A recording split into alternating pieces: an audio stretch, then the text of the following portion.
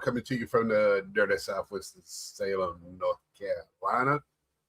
Just a little bored tonight. Getting ready to watch a little UVA basketball, and then probably watch a little WBC as well tonight. So kind of staying up a little later. Took my afternoon nap as an old guy does. What's up, Hodges? Nice to see you. Showing off some great cards on his latest video.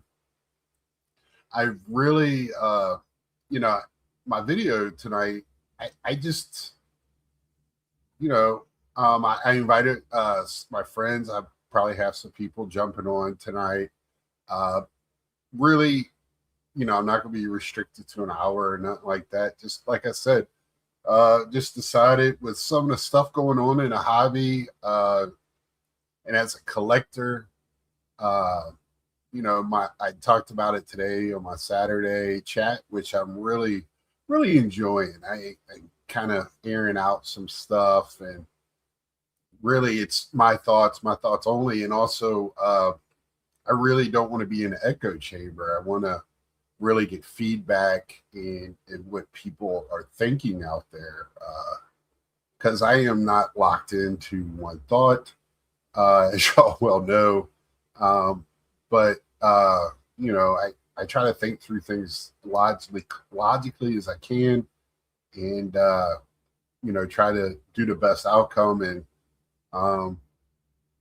it really, as I say that, if my track record doesn't speak well of some of my decision making, but it gets better as I get older.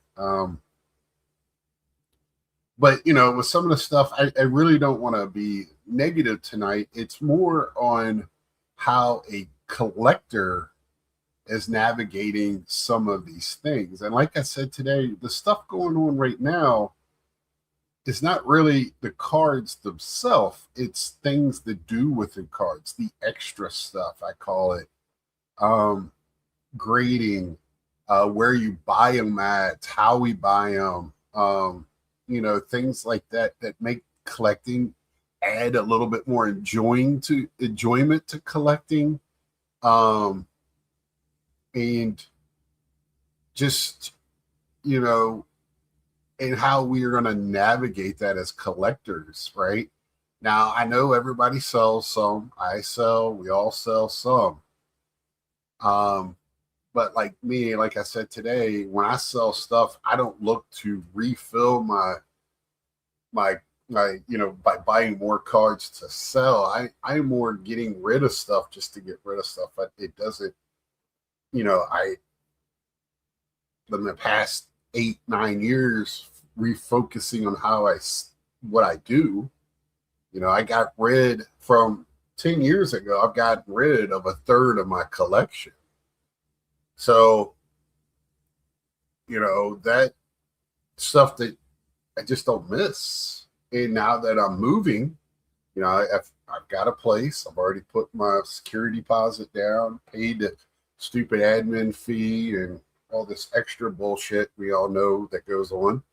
I felt like I was buying a car with all this extra stuff.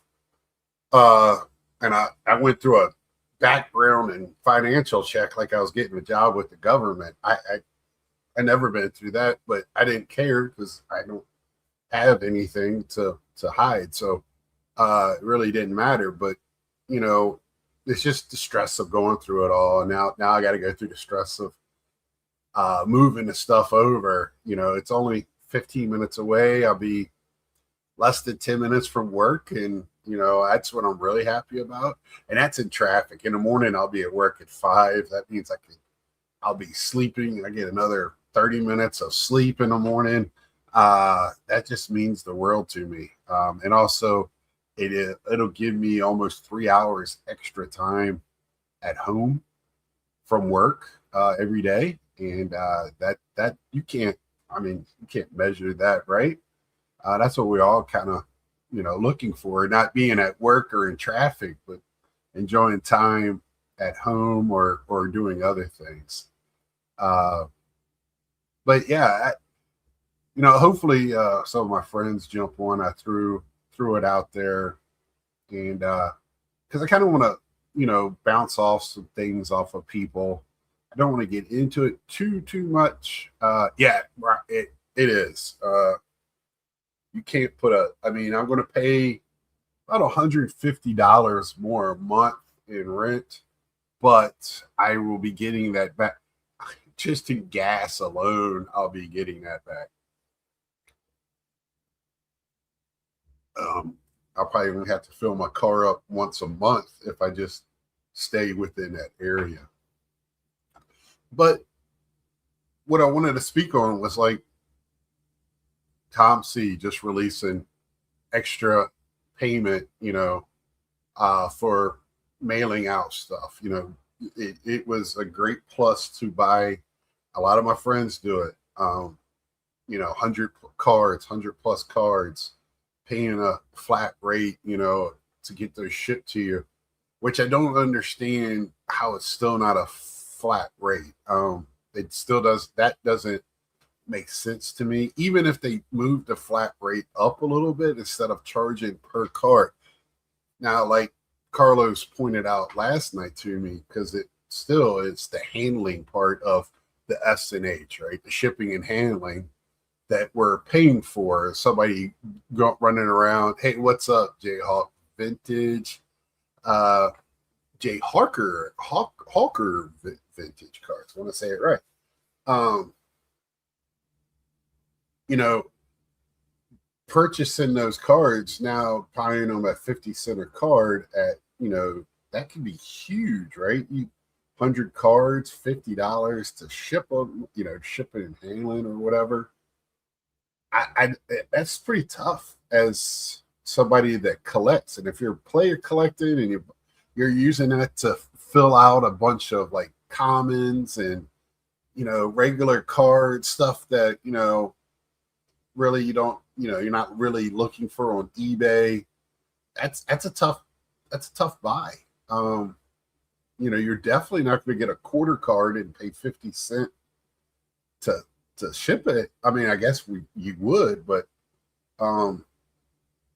you got to look at the pricing of shipping when you're doing these purchases. Stuff's not getting cheaper.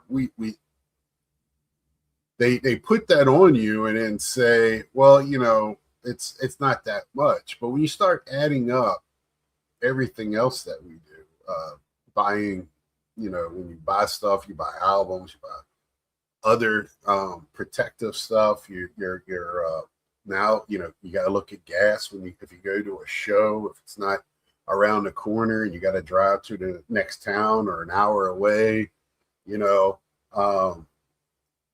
If you're going to a destination show right now, prices of flights are going to be going up. We know staying at places is not cheap right now.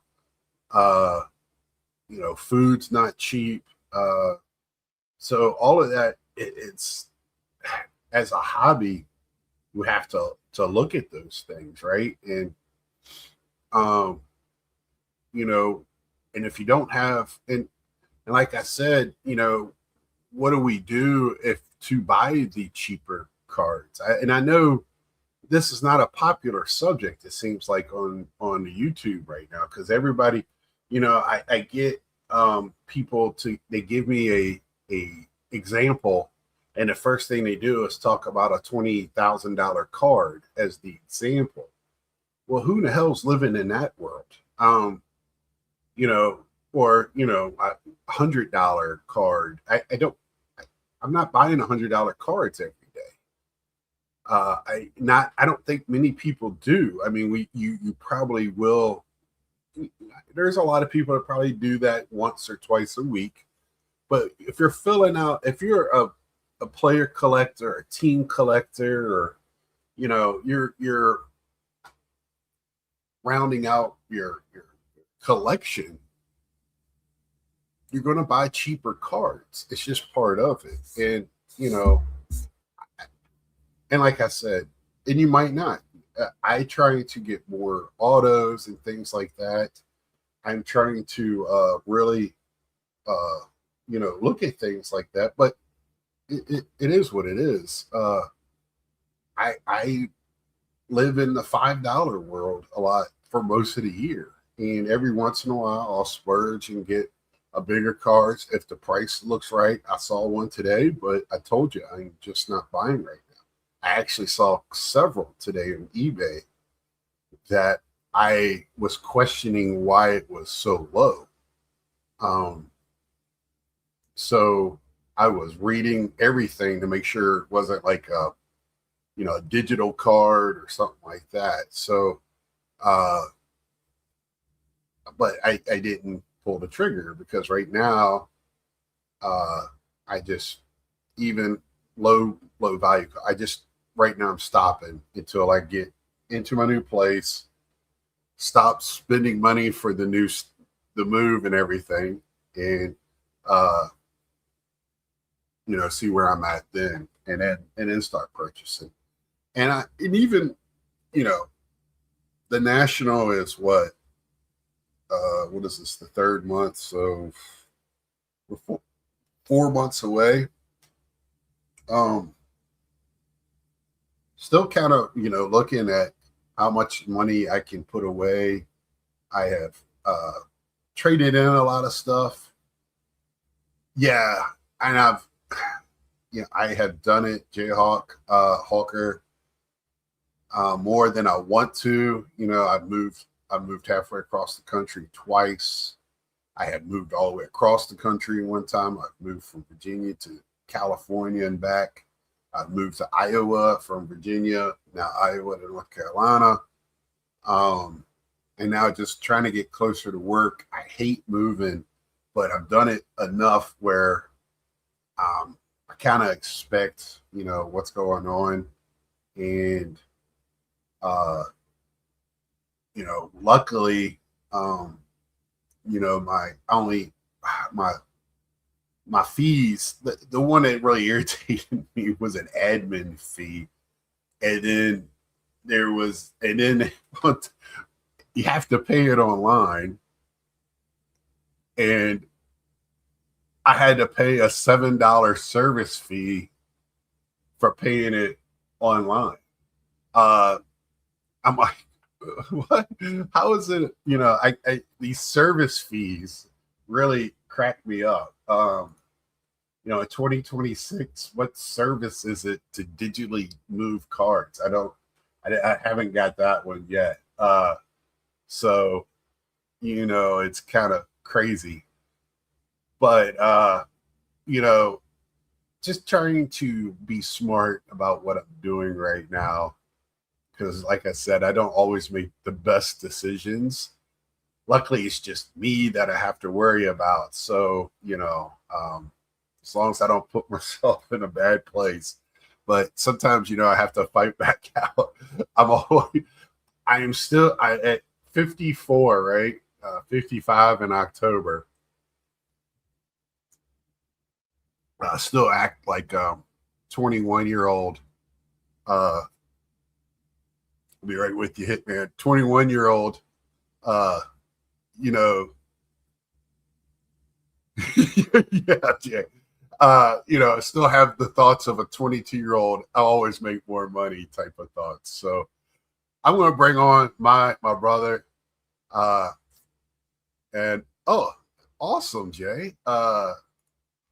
The newly, not quite officially inducted yet, but to what elected Hall of Famer with. Oh, geez. Hold on. What? All right. I'm online.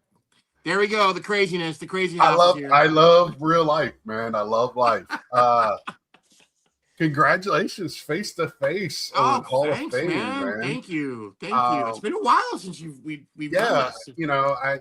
I was sitting here tonight. I took a nice nap. I got UVA. I don't really watch basketball, but UVA's playing Duke here in a little bit, so I'm kind of waiting for that, and kind of want to watch the WBC baseball game tonight. A little bit of that. Who's playing tonight, Scott? Who's playing? I think it's Puerto Rico played Italy today, so I think or was it Dominican? Who played today? Because Juan Soto had a crazy slide I keep seeing on. Did he? I don't know who won. I haven't looked. Like I said, I call it a nap, but I took a 3-hour sleep to this afternoon. Japan, Venezuela. Thank you, DP. Oh, okay. Deep higher. Oh, okay, brother. What's up? I haven't seen you in a while, brother. So I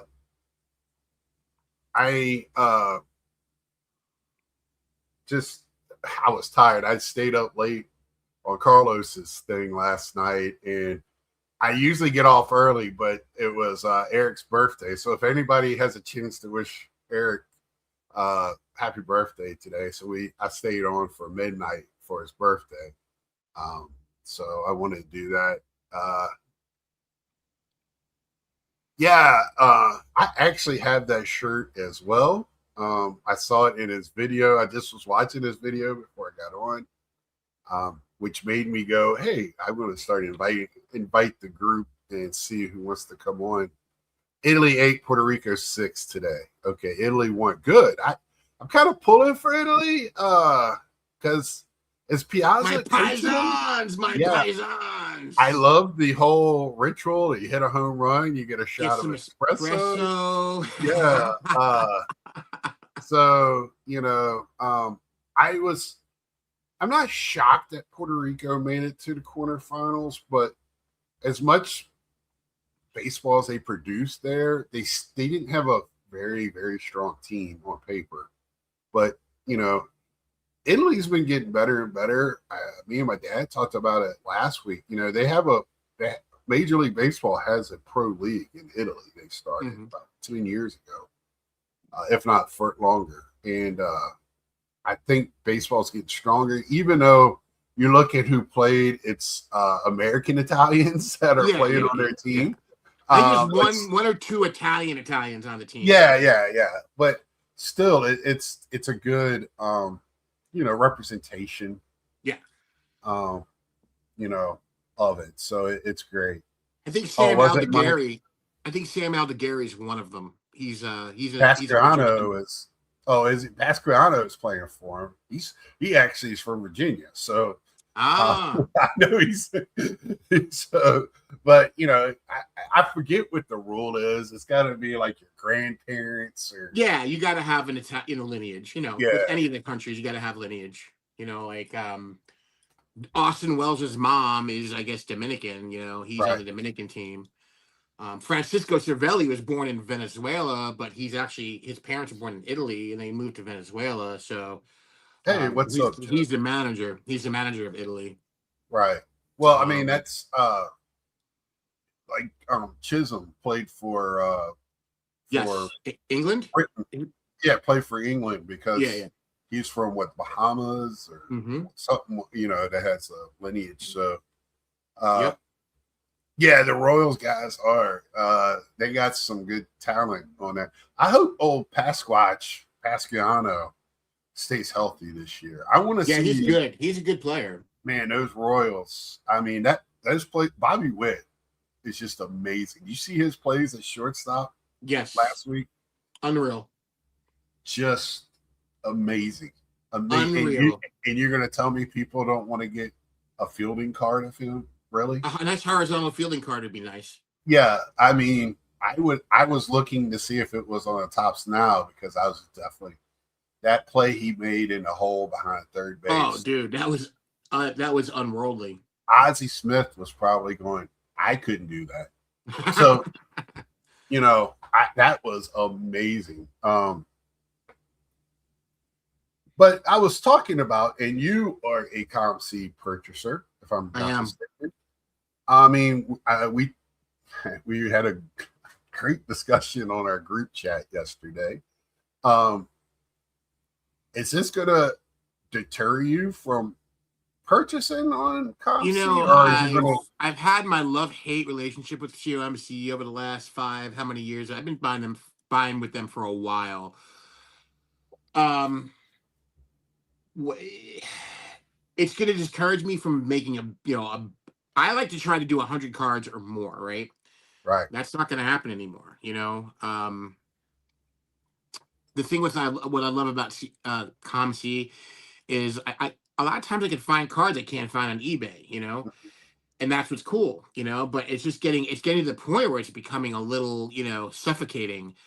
I have 38 cards, I think there now, that I'm gonna probably pull the trigger on. And the other thing that drives me crazy with them, and I was telling Mike, Eastern Connecticut Sports Card, this is when you load money, you can only do $10 increments.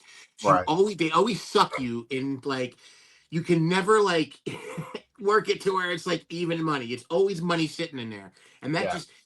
that drives me crazy. Even if it's a couple of dollars, they have my money. It's like that's That just not right. I that just was don't, one of the reasons why I stopped using them a few years ago because you of know. that. I don't like that at all. And you can't, So, you can't ask for it back. It has to be over a certain amount to get it back. It's like, right. to me, it's just it's a little shady. It's a little shady if you ask me. Right. Yeah. It kind of locks you in, and Yep. you're Yep. And I never. play with it, man. I I try think to I get got it a to dollar where 69 or something stupid sitting there, and it's just gonna sit there because yeah. Yeah. I for me, I understand because, like I was saying before, you buy 100 cards and you buy it at this set. I don't understand why they're changing the set price because they're using a pre-purchased box, right, to sell it. Uh, Large company or most companies, and even mom and pops, usually have some type of deal with the United States Postal Service Yes. that's Yep. cheaper than Joe Blow like us. They go in and buy it, even though we have Pirate Ship and other places to get cheaper postage, right? But with that, I feel bad for sellers on there because you really to put low end cards on there now is not feasible. If you're buying a $20-$35 card and then you got to pay 50 cents on top of that. Now, granted, everybody's going to go, well, eBay's $1.30, but you're looking at that as part of your purchase. Right. Now you have to do the same thing with COMC. Right. So, Right. and I brought this up last night. I finished off my Topps Chrome Star Wars set. I had to Congratulations. thank you. I had to buy like 10 cards, and I bought it from a one seller. Pick your card or whatever to complete your set. So I did that, and it came out to less than 50 cents a card when I shipped it. So, because I just happened yesterday to be packaging cards from Sport Lots, and I had no packages, and I had up to like a 28 card or 29 card package was over $5, and I could probably do that to like, I think it's like $6 or $7 when I do like 70 cards. So that's what I'm kind of like, I'm scratching my head. But like I said earlier, Carlos said last night, they put that handling part, right? Shipping and handling. So you got it. We're paying on the backside for somebody to pull it, to put the little white slip in it. Because even though I don't deal directly with COMC, I buy stuff off of eBay from them. Yep. And I do Upper Deck digital packs, which COMC handles most of that. And now they're going to go up, and that's expensive already to get it sent to me. So I wait till I get 20 or so cards, and then I get them sent. With that, though, there's no base cards. It's all inserts or numbers or variants. It has to be a non-base card for you to get them shipped. So it's a little bit better, but you're already paying for the pack. You got to pay to get it shipped to you, and they don't really come down on their pack prices because they don't want to undersell on their website card shops. Because Upper Deck still carries away card shops, I guess. So it's nice. Yep. But that's honorable. Yes. And I mean, it's not, but they do. I mean, they have 25% off sometimes and things like that. So, And then they have pack war packs on there, so you can do pack wars and win cards from other people. It's a little. I have fun, and you could trade. So you could trade base cards, higher end stuff. You get 5 base cards, and you can make a silver, and then get it shipped to you, or 10 low end, and get it shipped to you. So I have quite That's a kind of few. cool. Yeah, so I have some caps and stuff. I trade stuff to get cap cards. Basically, you were talking about your flyers. I was talking about I do caps that way. So even though they traded my boy John Carlson, I still collect him as a cat. I really like him. He's one of my favorite caps of all time. And Wilson, of course, Ovechkin too. But Ovechkin, you're just not going to get those cards. People just don't give those away. Yeah. Yep. But but my point is, with COMC going up, it's kind of taken away, because now, because of that back end price of shipping it, it's taken away one of my avenues of having fun. Even when I can't find cards at the store, I can find them on there, and they go back a couple of years. Right. And then when you're trading with other people, it goes back even further. So it's always fun, and they do non-sports. I can still get my Scooby-Doo cards and stuff like that. Yeah, they have everything. So it's just, they do have a lot. Yeah, it is fun. And it's just it went like me right now when I'm pinching pennies. Yep. I am. It's to do the trading to get a silver. It's a great way to just still have fun with the hobby without spending money. So, but I can still do the trading, but now I have to sit there and go, what's the end game if I don't want to ship it back to? So I can always, here's the other kicker.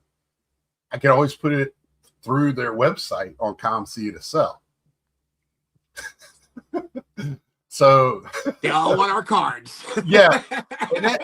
And it also feels like with COMC doing this, they want to turn into a vault. Hey, please, people in the comments, come up with what your thoughts are, or anything. Please jump in.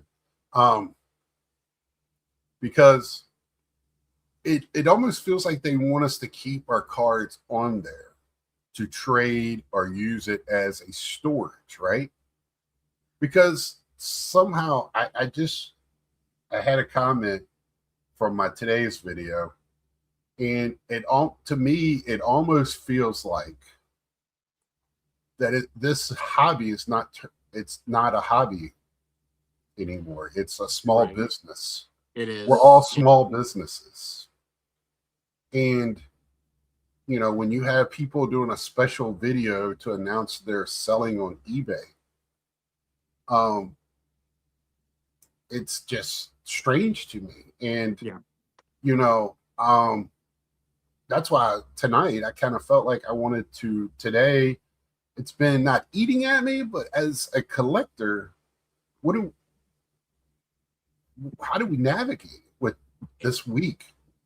COMC going up, CGC going up, PSA going up, like a couple of weeks ago. And again, this is not directly with cards. Luckily, me and you and our other friends, we just want the damn card. We don't care. We don't care. So we'll raw dog it, as we've been calling it. We'll do raw dog, baby.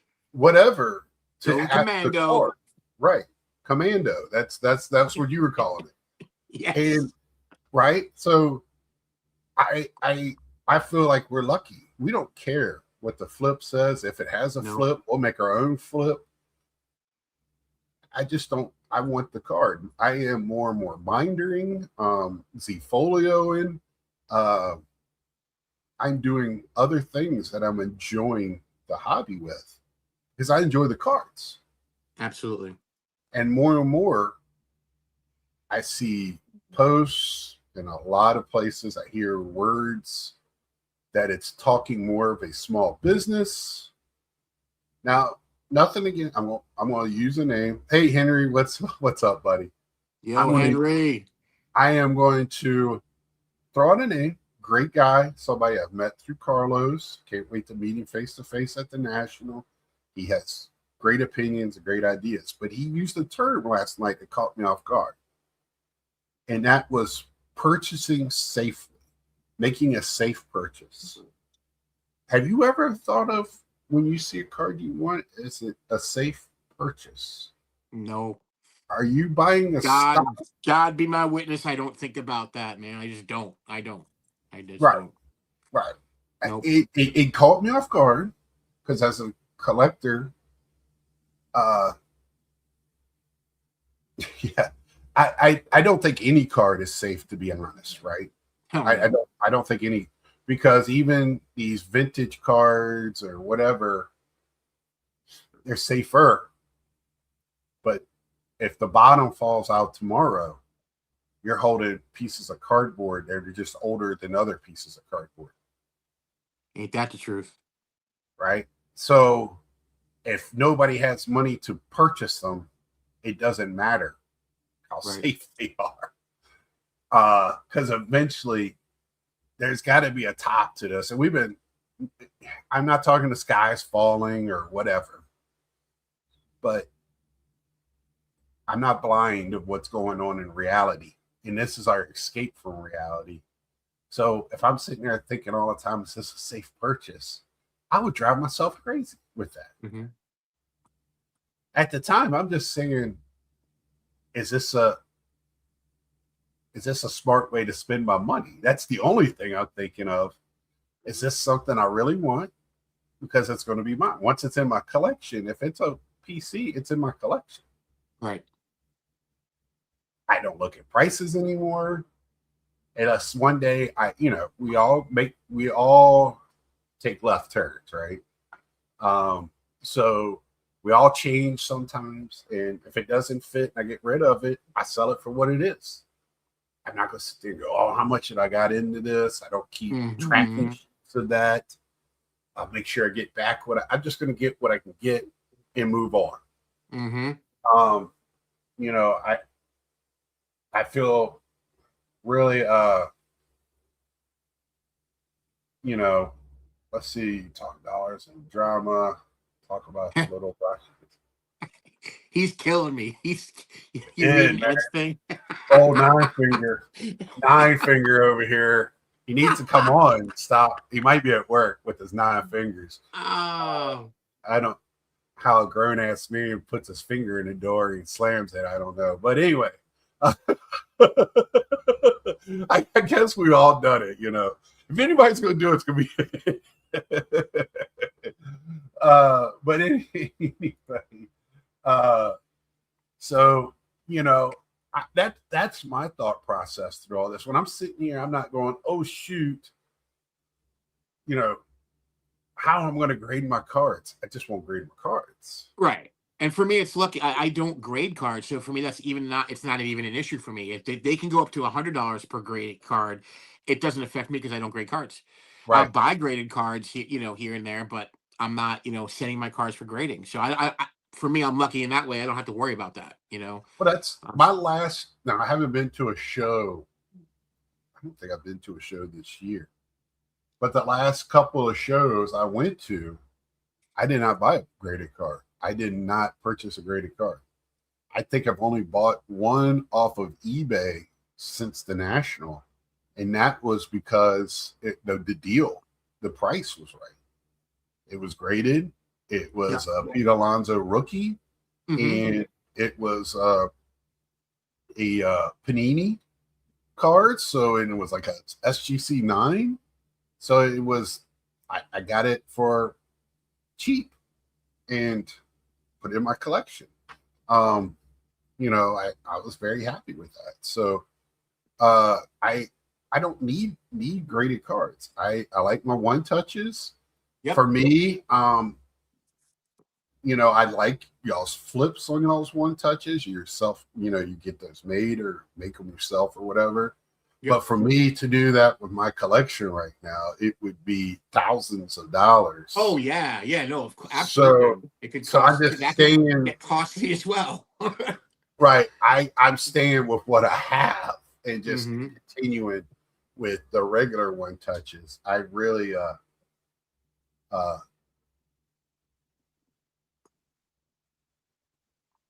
I'm sorry, Virginia's getting ready to play too. So we as collectors, we'll figure it out. We love. Oh yeah. I mean, look at all those binders. I have binders. Oh yeah. Folios. It's not so much zigging when they're zagging when you're purchasing cards or looking for cards to purchase, because it's zigging when you're zagging on the bullshit, the secondary stuff, the stuff that doesn't really add joy to the card. The card is the joy. I'm just adding a secondary part. I like getting cards graded. It is fun. Yeah. Absolutely. It's a rush. Yeah. But I don't need it. I can do it without. Your collection will be fine without it. Absolutely. Right. I usually, when I grade, grade 1 or 2 cards that pays for the grading service. When I get them back, I sell them, and I have. So now that they went up, I only spend $100. That's my limit. So I can only do 4 cards with PSA, but I don't think I'm going to even do that anymore. It's just not feasible. And if I'm going to grade, what's up, James? Nice to see you, buddy. I can't get sucked into the new labels until I got my collection under control. I got you, Henry. So for me to get, I will probably go back to CGC, right? Even if the price went up, I pay the yearly ransom and get them cheaper. So I still, that's the thing I don't understand. Just give it to us for that price if that's the price. But anyway, I digress. I go back to that, and I just have, if I go to sell a CGC card, I'm gonna have to stand my ground and just hang on to it. Yeah. And it, because we're not gonna break the flipping standards. We're not. Yeah, Mag Pros, James. You gave me some of my Mets cards. Beautiful stuff. Hitman's got the Yankees topper and Hitman 23 collection.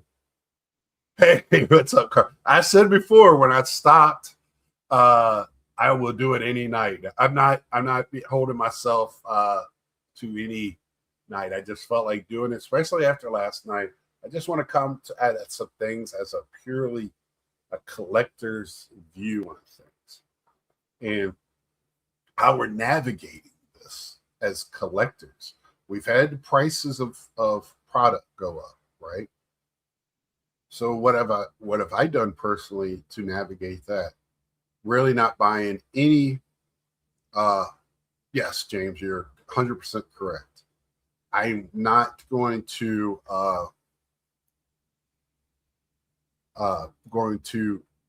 buy hobby boxes. I like retail. I feel like after the first year of Fanatics, they fixed some things with retail. And I even feel like retail is the better play using flipper terminology, right? Because a lot of it, I bought an egg today, for $15, and got I got 2 of the holidays in there. I got a third one, and then I still got like a the foil, a couple other, a 91 Peter Crow, Armstrong, and one of them was a Francisco Lindor, so it fit my PC. Yeah. So I got some very nice cards out of it. What's up, Stoops? In honor of this act of Hobby Rebellion, Eric is kindly offered it. Oh, well, tell Eric thank you on his birthday for that. So, I feel like, there is a, for me, going retail is the way to go. Now, I used to get museum collection and tier 1. I just buy the singles. I buy the singles. I'm not buying a lot of retail, just enough to do my daily card break on my, you know, and it that's it, and just enough to satisfy the itch, right? One pack a day, and just kind of, every once I like got the egg today. I opened that off camera just to open it. I've talked about it last year. I feel like those tins are great value purchases. Yeah, I I really think they do. are too. They're like the hanger boxes, Mm-hmm.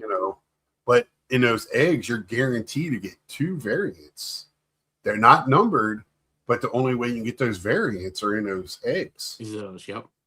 So I don't know how many are out there, but it's not as many as it is in the regular, right? So, Correct. if you're looking at things like that, blizzard warnings are slowing the rebellion. Yeah. So Who's down getting here, the blizzard warning? yeah. Up north, I guess, but down Oh here, wow. Monday, where could be the end of the world type of stuff going on down here, where they're talking about for Monday in this region, Mid Atlantic region, tornadoes, Torcon. Damn. They even got a name for it. It's crazy. So, uh, batten down hatches. It's going to be a fun day at work. Uh, yeah, it got nice here today. I think it was close to 70. Chilly this morning, and then got my car inspected and stuff to pay my yearly. Here, you got to get your car inspected to pay your tags, so you got to do all that. So, but anyway, so we talked about the ComC thing, and you're going to have to make your best decision for yourself what works for you, right? And then once we have I think too, I don't know if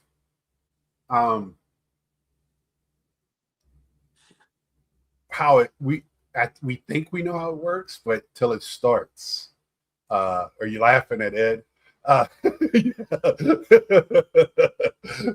The until it starts. Yeah, Henry, I was doing that in Iowa. We didn't have to get car search. Until it starts and we get a better understanding and a good feeling of it, I think it'll be okay, but just the way it came out, how they did it was terrible. They try to sneak it in and have people click on to send it now to me and have sticker shock. And you already bought the cards. That's the whole shitty part of it. As if you say you got 30 some cards in your thing, you've already paid for them, right? I mean, that's why they're there. So yep, they're paid for. So they're being held hostage. They are. So the only way you can either put them back up for sale, or what do you do? Because if you don't want to get them sent to you, how long are you going to sit there for somebody else to go, I'll pay that fee? Right, right. 30s here. It has snow yesterday, 70s the past. Yeah.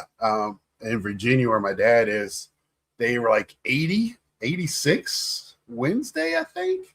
And it had snow Thursday after early afternoon. And then that evening, the sun came out and melted it all. So it was a crazy 36 hours there. So I was getting pictures. We didn't get the snow here. It just cold rain. But yeah, so ComC just got to be smart. Just like it's not going to be any different than eBay, right? The first thing I do when I see a card I want is I see what the shipping cost is. Exactly. And if it's too much, I don't buy it. Right. If you're going to sit there, I'm looking at a $2 card and you're going to tell me I got to pay $6 shipping. Yeah, I will take the chance on the $1.30 envelope. eBay hasn't been as bad, I think, as everybody. United States Postal Service is what's bad. That's what's bad. Yep. And the envelope is not terrible. So anyway, I feel like I could take a chance on that. Wish I could get sunburn at a ball game, Mike. LOL. Yeah, I was very jealous when he showed us the picture in our group chat. Yeah, I cooked a little bit today. You could see my red my red arms. Yeah, I cooked a little bit today. I didn't choose we didn't choose anything undercover. We're just to the just a little bit to the first base side of home plate, right behind home plate. It was right out in the middle of freaking, you know, fire. So, but love the game, so I don't care. I don't care. Right. Burn me, baby, burn me. But yeah, but with COMC, like the thing is, I don't go nuts in terms of. I think average, I do 3 orders a year, so Right. it's not like it's going to be outlandish for me. I think these. I can't remember. Yesterday, I had requested shipment, and I forget what for the 37 cards, and it was going to leave me an odd number. And again, so this is me being stupid because I'm playing right into their hands. We So got I was like, in. oh, I want to try to get to that closest, net zero, which I'm never going to get to. So I put another $10 in there to get to see that. Oh, then I'll buy another card. And I'll get down closer. So now I got to actually tonight or tomorrow. I got to go on there and just have it shipped and be done with it and not play around, because every time you add a card, it goes up a little bit now, right? So, Right. but I only do maybe 3 a year, so it's not like it's gonna kill me, Um, but What's up, Nine yeah, Finger? who's coming on? Who's that? We got Nine Finger on here. Hey, Long live the revolution, there, brothers. Stubby? How Well, doing, you know- Stubby? Shay Moynihan stepped down already, right? 7 days. Passed it on to Neo. The genie's out of the bottle. You can't put it back in. Neo is the new leader of the revolution. The revolution, Here we the go. hobby revolution. It's here. Finally, we can have a Cap Anson Super Collection update. Excellent. Carlos's obsession with Cap Anson is a little scary, just a little bit. So it's funny. I think it was a month to 6 weeks ago. Me and you had this discussion, right, on how shipping prices is going to kill base Low value cards. right? Low value cards. And man, we were talking about eBay and me having to raise my shipping on sport lots because of the United States Postal Service sucking. But man, what fortune telling we were doing. I mean, a lot of stuff we say on here gets clipped and floats on the other channels, so I'm kind of surprised that particular point didn't float somewhere. I can only chalk it up to it was low value cards, so that's the higher end people are like, I don't need those poor people cards. So yeah. it doesn't affect The poor. It's poor. because you're poor. I wish I had the Carlos. It's because you're poor. But that is a real legitimate thing. At the Philly show, the last show I was at, value boxes, tons of real estate in those boxes, a lot of empty spaces. People are buying up the value box cards because it's not making sense now to buy them online with the rise in prices. Right. Yeah. You're not gonna buy $1 or $2 card online that's only $1 or $2 and spend $5, $6 to get it shipped to you. Just doesn't make sense. Nope. Yeah, and I mean, if you're a player collector, team collector, and you're getting those cards, I mean, it's not feasible to buy hobby boxes to just get what you need out of it, sell the rest. Now, it's really undercutting many areas of the hobby. I'm even seeing people now on eBay selling very low end stuff under $1. I don't know how that works. Wow. I don't know if you have a store, it's beneficial to you. I don't understand that, but well, Henry, I can tell you right now, in the Greensboro FedEx has been they had to do a raid on it basically because so much stuff was being stolen out of there. The eBay standard shipping is a disaster from both the buyer and the seller perspective. You know, we've heard from Eastern Connecticut Sports Cards and even Mike Go in our chats about how that's been a disaster. People, you know, basically stealing, but also from the buyer's perspective, Eric, the Card Closet, did a video about how a lot of his eBay standard shipping purchases don't show up. Oh, And man, I've had crazy. and I've had personal experience where it'll say delivered, it won't be delivered, and then you have to wait a week to 2 weeks after that until it's delivered. So the whole tracking system's completely unreliable. Yeah, I just think first off, it's a general tracking; it's not an exact tracking, and also the United States Postal Service is not doing what they're supposed to be doing. I know with my stuff, they're not scanning. So now every time I walk in, I hand them my stuff, I get a receipt. So that way I know it starts the tracking system. It's in the system.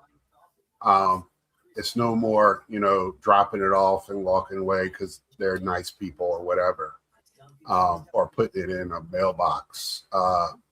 I really think people know what's in these packages, and they're getting five fingers somewhere right now. And you know, a lot has to do with the I feel like, you know, paying. I don't know how much postal workers usually get paid well, so I don't know. But I mean, if it's there, it doesn't matter, man. The opportunity is there. It's hard to resist. I mean, I bought a Panini Instant. It wasn't a pre-order too. It was off Twins Jake, who's very reputable eBay seller, and it was for a WNBA Panini Was Instant. it John? No, it was a WNBA Panini. That went over my head. It was a WNBA Panini Instant, and he shipped it out. It said accepted, and it took over 2 months to get to me. Yep, and I had that too. He actually communicated with me, telling me, "Hey, I don't know what the deal's going on here, but I'm seeing a lot of issues with it." Offered a refund, and I said, "Nah, listen, I understand the situation. It's fine. It'll eventually get here." Then I messaged him 2 months later, like the item is barely still there on my eBay on my account. Messaged him, "Hey, finally showed up 2 months later." Yeah, well, it's not his fault. It's the USPS. Right. I am getting killed on my Sport Lots singles packages. Or even I can ship up to 4 in an envelope, base cards and it's fine. But I had to stop. I do low end 1 card and that's it. Because if that way, if I have to give I don't mind giving $1.50 refund, but I can't keep giving $5, $6, $7 refunds. No, and be okay with that. I underprice everybody as it is. I'm that asshole. So because when you look on Sport Lots, there's going to be 50 cards. I want you to buy my card. So I want to get rid of the stuff. I don't want to have as Ed says, a museum. You know, I'm getting rid of them for a reason. It makes space and to get what I want. So, you know, I've had my issues with the United States Postal Service. All I got told was the holidays, and then what happens is the stuff that's in backlog, it's not a rotation. The new stuff comes in and goes through, and it get to the backlog stuff when they get to it.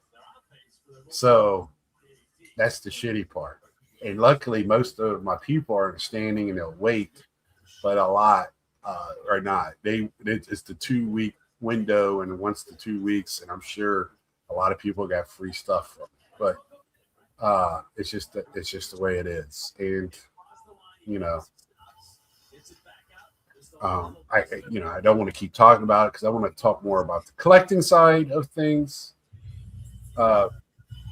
So you went to the Philly show, Ed, and But to pile on what you're saying, Scott, yeah, this just adds another dynamic element for the mass appeal of card shows. yes, because it's giving Mhm. people yet again, it's providing another very needed service in today's hobby landscape. It's giving people the ability to buy lower end cards without having to deal with the shipping struggles and without having to deal with also paying taxes online. That does add up if you're buying 50, 60, 70, 80, 90, a whole bunch of cards. If you're buying in bulk, if you're buying out a whole value box, these things matter. And we've just seen this. Real quick question for you, Ed. Yeah, fire away. So you say this, and I agree with you to a certain extent. Now, you and Mike, Hitman down there in Florida World, they have a show every week. So y'all two can speak to this one. Are you seeing more value boxes? Because I don't see a lot at shows. I see some, but not like the way it was in the olden days of 2018, the Wayback Machine.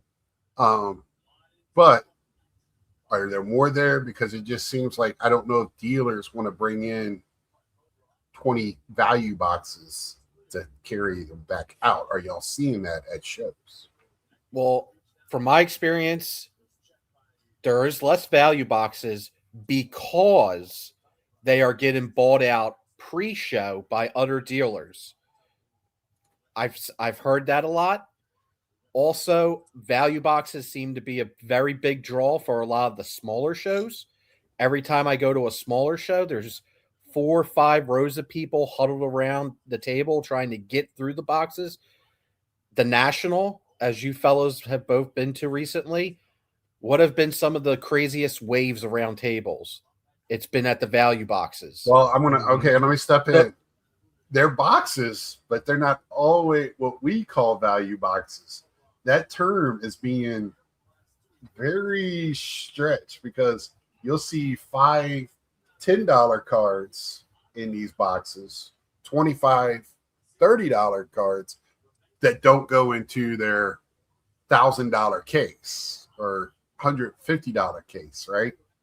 So the value box term is being kind of used very kind of bastardized. Yeah, I was going to say that. It's kind of broadly used. Whenever I'm talking value boxes, I'm talking dollar. I'm talking $1 to $5 cards. Okay. Yeah. Usually penny sleeved and top loaded in 3 to 4, 5 row boxes. There's also, obviously variations of that. There's slab boxes, value slab boxes. You guys know. There's those overhead boxes that you're talking about where they don't fit it in the showcase. They don't have room. And yeah, that stuff is out at shows. And there's a lot of open spaces in them. Yeah. But I have had dealers tell me, guys that I bought from regularly, guys that I go to shows just to go through their boxes. I've had them tell me that they get bought out pre-show. Like their shit is gone. Wow. Well, yeah, I was sitting there at a show at the end of last year, pretty big show, where I got my 1-of-1 Ralph Sampson auto. Same table, guy had a great selection of all sports value boxes. I mean, he's one of those guys you could tell he'll put some stuff in there for people that are looking. You can find a jewel or two with the other stuff. So I was making a pretty good stack. And as I was there, a guy was making a deal to buy all of it from him, So as I got done, they were taking the boxes away. And I was like, holy cow. And I saw the guy after I was done, all he had was 2 little cases out there that I bought the Sampson out of. And another thing I see that's becoming more and more commonplace at shows is people will go up to the table, they'll go through the value boxes, and if they see specific cards from specific sets, they will then ask the dealer, hey, do you have more of this stuff? Did you break this stuff? Do you have any extras underneath the table? Do you have any extra inventory on this? And they'll buy it outright. Right. You see that with Topps Chrome. Right. The only reason that this has come on my radar is because I seen it a lot with WNBA Prism. Mhm. People will go through the value boxes, see singles of 24, 25. WNBA Prism, obviously stuff I'm looking for as well. And then they'll say, hey, you got more of this? And then they buy the whole thing out. Right.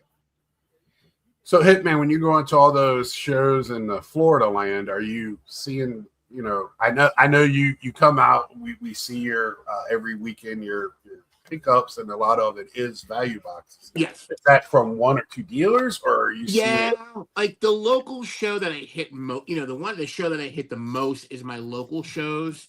In fact, there was a show today up in Tampa. I just didn't feel like driving up to Tampa today to go to it. It was at the state fairgrounds. I had gone to it a couple months ago, which was a great show. They had a good amount of value boxes there. The local show I go to here, there's one in Naples. It's a little smaller than the one they have up in North Fort Myers. Same guy runs it.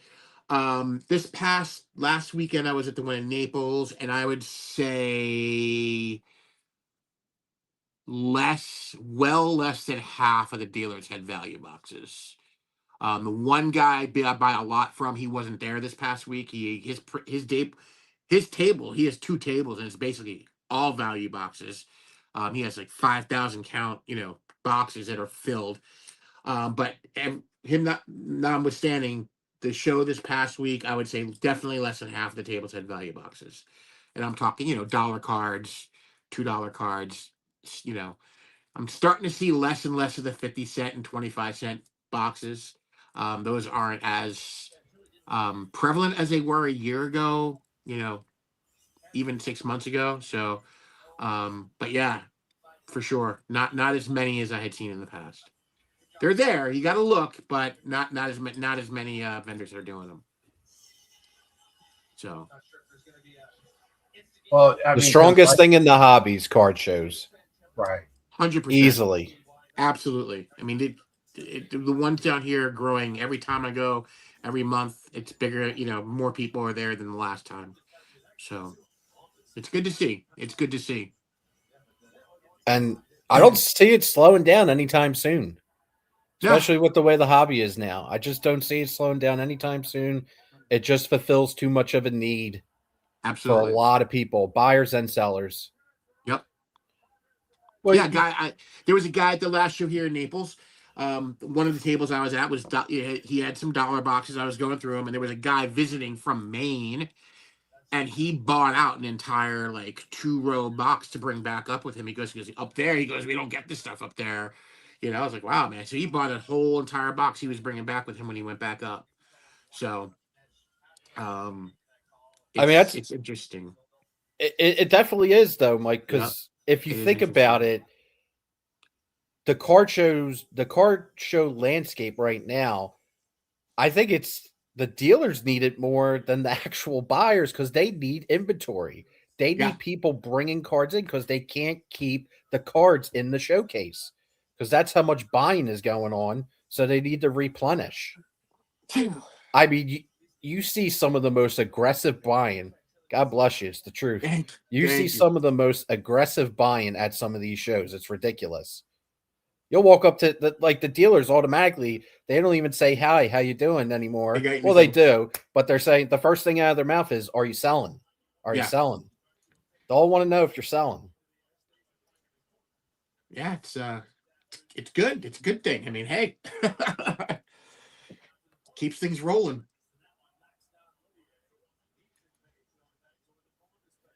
So when is the next Philly show? Is it September? It's in September. All right. Okay. You can't stop the revolution. The revolution shall live forever. So yeah, Carlos just sent me that. I need to make some t-shirts. That's gotta get done. So BBC is still the revolutionary leader. He has not gotten the Trotsky treatment. I repeat, he has not gotten the Trotsky treatment.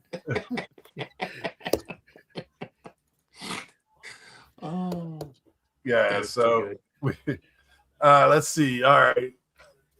Yeah. So my thing is if you're a dealer, right, going to a show, you want to attract people to your table. So not everybody can buy $100 cards, right, or $150 cards. I would think you would want some. I mean, you scroll through social media and you wouldn't think that. Well, that's my whole thing. It's like, and it feels like these companies now are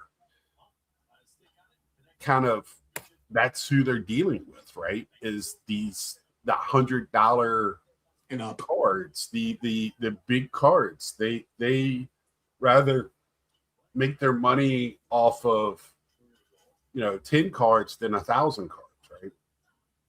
It's less work for the same amount of money. So the COMC plan just doesn't work, right? They got too much inventory. They, like I'm gonna parrot Carlos. When you buy a card, a lot of times it's one of 20 cards, so they just can't go pull that card. They got to pull the card that you picked. So it's time consuming, and they don't have the amount of workers. Whatever they got set up, it just doesn't work. It takes months to get your stuff. They're still in that building. You could see from space, right? Right. Yeah. So I just feel like shit. Duke just took the lead. But anyway, it's just not working. I mean, they're trying to get more money. I don't know if it's for more people, cut down purchasing. I don't know, or combination. I have no idea. They're finally hiring somebody to, I said last night they need to hire Peter as their face of the company. He's looking for a job. SGC is gone, so he did a great job with them. They need to hire him to let them be the face of the company because he did such a good job there. But I just they got some issues, and good luck to them. But it's not just them. eBay, like we were talking today, Ed, I'm going to ask you the same thing I asked Mike. When you look at a card and it's, $5 or less, what is the first thing you're looking at, right? Is the cost of shipping. Am I not wrong with that? Like if I'm purchasing a card and it's below $500? $5. Oh, $5. $5. Yeah, I'm looking at the shipping. It's first. When you get more than that, you kind of expect it to be the $5-6 shipping. But whatever their range is for the envelope, I take my shot. I haven't had a problem yet. Yes, some cards. Me and you had the discussion before. You've had an issue where they say it takes a couple of weeks to get to you, but it seems like that first stamp when it gets mailed might have been a little later than they said it got mailed. So it's little games we play. And the frustrating thing is, and I like to get in a mindset of people that are selling. I think more people selling are like me. They're doing it very on a low, they're not running an LLC. They're not Myco. They don't have 30,000 cards. They work full time. It's a very, I'm just doing this to get rid of stuff, make a little money on the side, whatever. So I kind of give people the benefit. Consolidating? Yeah, consolidating, whatever you want to call it, right? So, I've been doing that with a lot of my other hobbies. Like I said, I got rid of all my Star Wars stuff, Batman stuff. I could just, I look at it, it's just sitting there. It's not really doing anything for me. It's not like, ooh, I wish I had that as a kid. It doesn't have that nostalgia. Now my loose figures I kept because that's more nostalgia. So my Stormtroopers and stuff like that, my 77s and stuff, I kept because that's a little bit more nostalgia. But I still enjoy my video games and cards. That's my two things right now. Got rid of all my pops. Not all. I got my few, like my Pete Alonso and a couple of them. There you go. Yeah. I love my Lucy's. I love my Lucy's. I'm still looking for an on-card Stormtrooper 77. Oh, dude. Yeah. A vintage Stormtrooper. That'd be nice. Yeah, that's my bucket for Star Wars. I would like a couple of more autograph 8x10s from some of the original cast. Now, do you want a 12-back Stormtrooper, or any vintage Stormtrooper? No, the 12, the 77. 12-back. I've had it in my hand. I can afford it. That hobby is not as expensive as our baseball hobby. I can't get a Aaron rookie, but I can get a 77 Stormtrooper. Now, it might not be a pristine cardboard back, but it will be, cardboard back. So, and again, it's not I got to get it tomorrow. Right. It's something I come across and I can afford it, it'll be coming home. That's just something I've been looking for. I had it in my hand at a show 2 years ago here, and the guy walked away from his table, and I stood there for 30 minutes, not coming back. So I was just like, well, today's not the day, and walked away. So, is what it is. Was there any strollers involved? There were strollers there, but there was. You would have got a little grouchy at this last Philly show. A lot of strollers. Stroller City. It's just, to me, like etiquette, right? It's the etiquette thing. But if you have a stroller, be mindful you have a stroller. But here's what's really going to don't use it as a bulldozer. Here's what's really going to set you off. All these strollers did not have babies in them. Or I was going to kids. say, I bet you there's not one child in any all of of them had cards in it, like mountains of cards. And almost all the people pulling the strollers were like your age, Scott. Well, I mean, I still got baby batter. I can have a baby. No, but it was like mostly filled with like 91 flair. No, vintage, baby, vintage. Doing a little vintage flipping. Oh, okay. Hey, that's where we're at now. We're flipping everything, dude. Yeah. And I mean, like I said last week, I got lowballed on a card as a collector, right? I do like undersell. So I had the card lower than everybody else. It was the Cerebrini, right? Auto. That's flipping the flipper. And I mean, they came in half. I was like, so I'm the effing flipper here, buddy. You're buying from the flipper. You're not, I understand money's money and you're offering an offer, but when you come in at half of what I'm asking, it was below half. And I was like, and I was already asking low. I put it up higher knowing I'm going to sell it lower, but I got what I wanted out of it. I know it's going to sell for more later because this kid's going to be a superstar. Meat on the bone. Yeah. And you got it. But that's the way I'm at. And I pulled it out of a pack. So I had a nice return on my investment. So that case of hockey that I bought, it's been paid for twice now. So I'm good. And I still have one card out there that's at 1,700. I get inquiries and we'll see. I might take it to the National with me. You got it in a break and then you flipped it. Scott, you're outing yourself as an enemy of the revolution. I didn't. No, I bought the whole case. I bought the case. It's my case. Yeah, I bought a case of hockey. Yes. Now you're even a bigger enemy of the revolution. You bought hockey. I bought a case of metal hockey last year, and I bought a case of AEW. AEW I'm kind of struggling with, but because my problem with that is I kind of like keep the better cards. So Hockey, I'm really stingy. It's just Ovechkin and a couple other names. But They had a crazy shootout today, by the way. The Capitals and Boston. You versus Eric. went like, I think it went like 10 rounds on the shootout.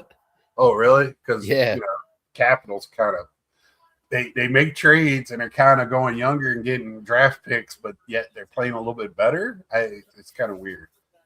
They've gotten faster. When I watched them last week, they're definitely faster. Got some good young talent.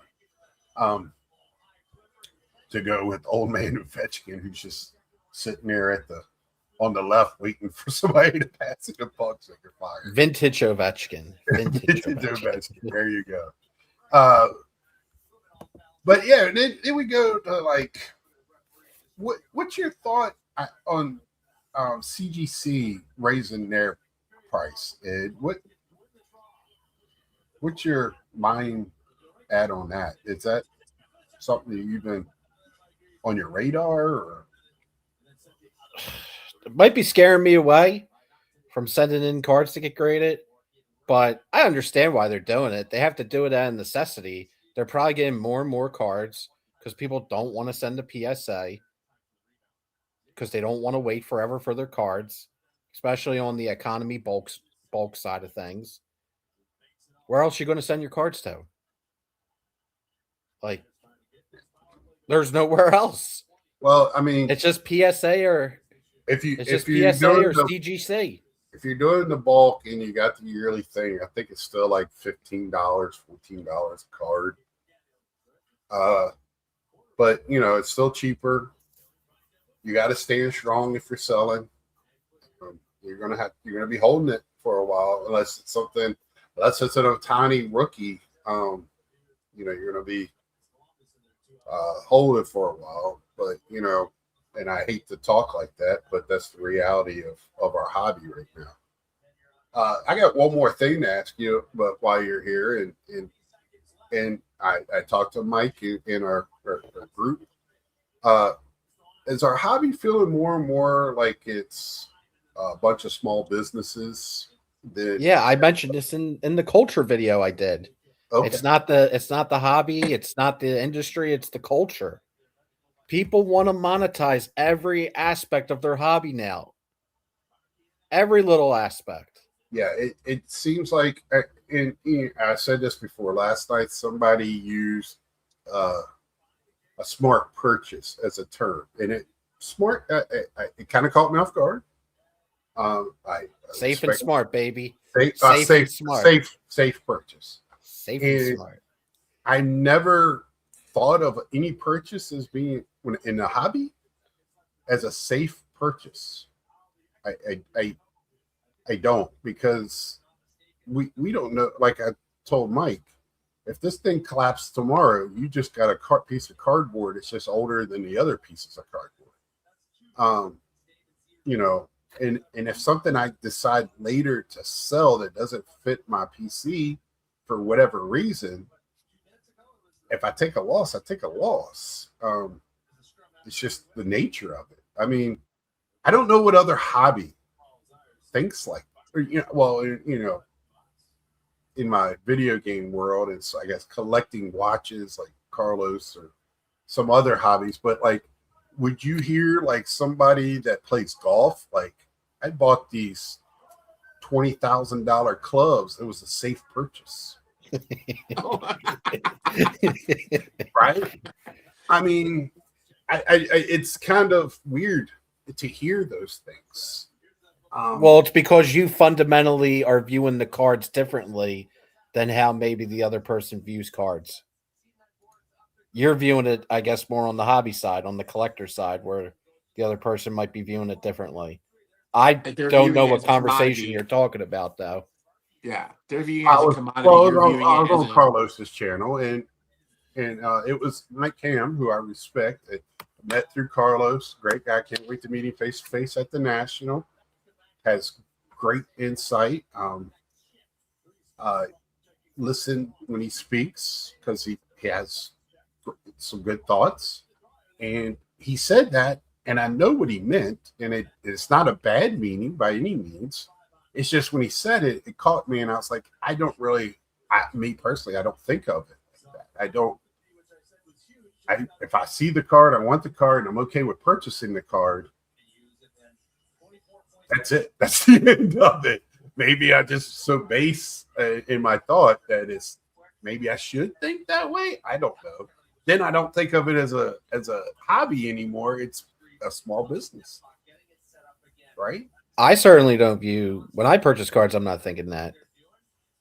Like if I want to buy a Mickey Mantle at the National, I'm not going to be like, well, I'm buying this because it's safe. Or if I don't know, buying a rare pre-war Phillies pickup like a Chuck Klein, or want to pick up a Grover Cleveland Alexander, or insert any player in. I'm not thinking that when I'm buying the card. Right.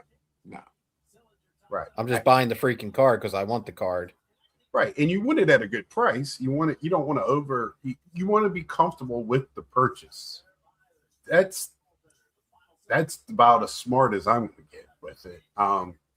And after that, it goes in my collection, and that's about it after that. I've made, you've been with me. I've made some bigger purchases. I usually do it at the Nationals.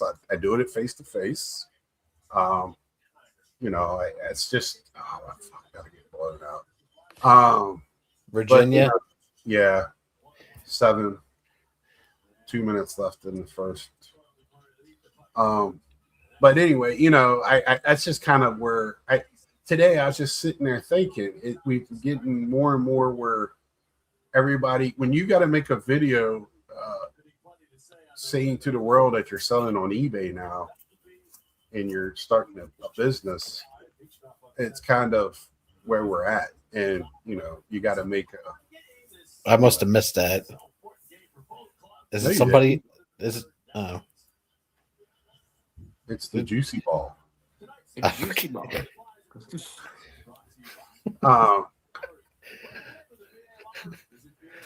Let's see. Hey, what's up, Red? So boom, as you get more into it, the knowledge you get along the way helps you make money to fund your own hobby, and the IRS kind of requires you to make it a spreadsheet. And I understand that, but I'm old school, man. If I sell stuff to fund my hobby, it's a good thing. I've been doing more and more of that, of course. But it's not my thought process when I'm buying stuff. It's just not. Now, when I bought the hockey cards, I was like, I like this set. I'm going to make a set. I'm going to get the cards I want out of it and sell the rest to recoup some of my money, if not all. So that's just kind of how I am. Picking up pre-war Phillies rookies like a 99 finest pat the bat. We got Amish Dave in here. So how you doing, Amish? Amish Dave. My favorite manager bodyguard in wrestling was Virgil.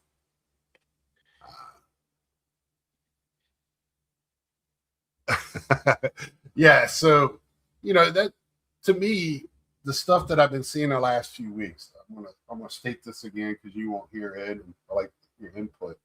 It's not so much about the cards themselves, right? It's stuff we add to the cards. So as a collector, a lot of this price stuff we don't give a shit about because we want the cards. We'll figure out a way to get the cards. We don't need special flips and special materials and how we get it, what company we buy it from, or who we buy it from. We're going to figure it out. I feel like Facebook Marketplace is going to be more of a place to go to. I feel like places like that,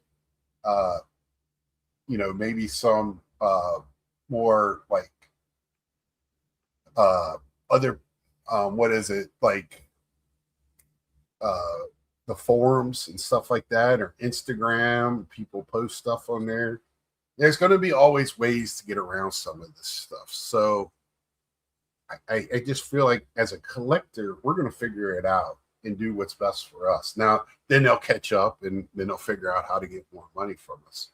But That sticker thing is one of the most egregious things I've seen in a while. It's been going on for a couple years, but it's been going around for more than a couple of years. Like I said last night, yeah, it was around pre-pandemic. PWCC used to do it with Right. their little Brent stickers, Brent's top pick or whatever they were doing with that. But imagine paying more money because it has a stupid sticker on it.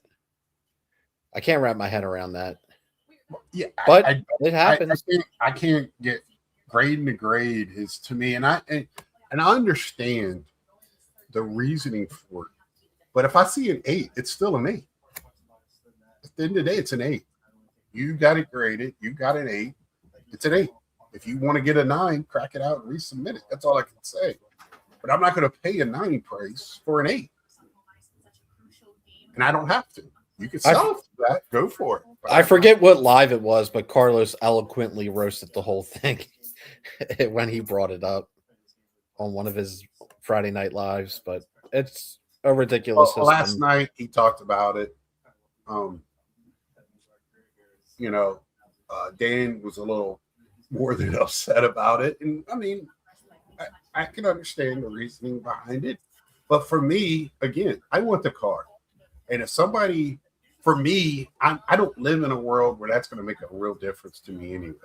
So I think that's for more higher end stuff. Now, if somebody, because there's a price attached to it. This guy's making money off of putting a sticker to say it's an elite card of that grade.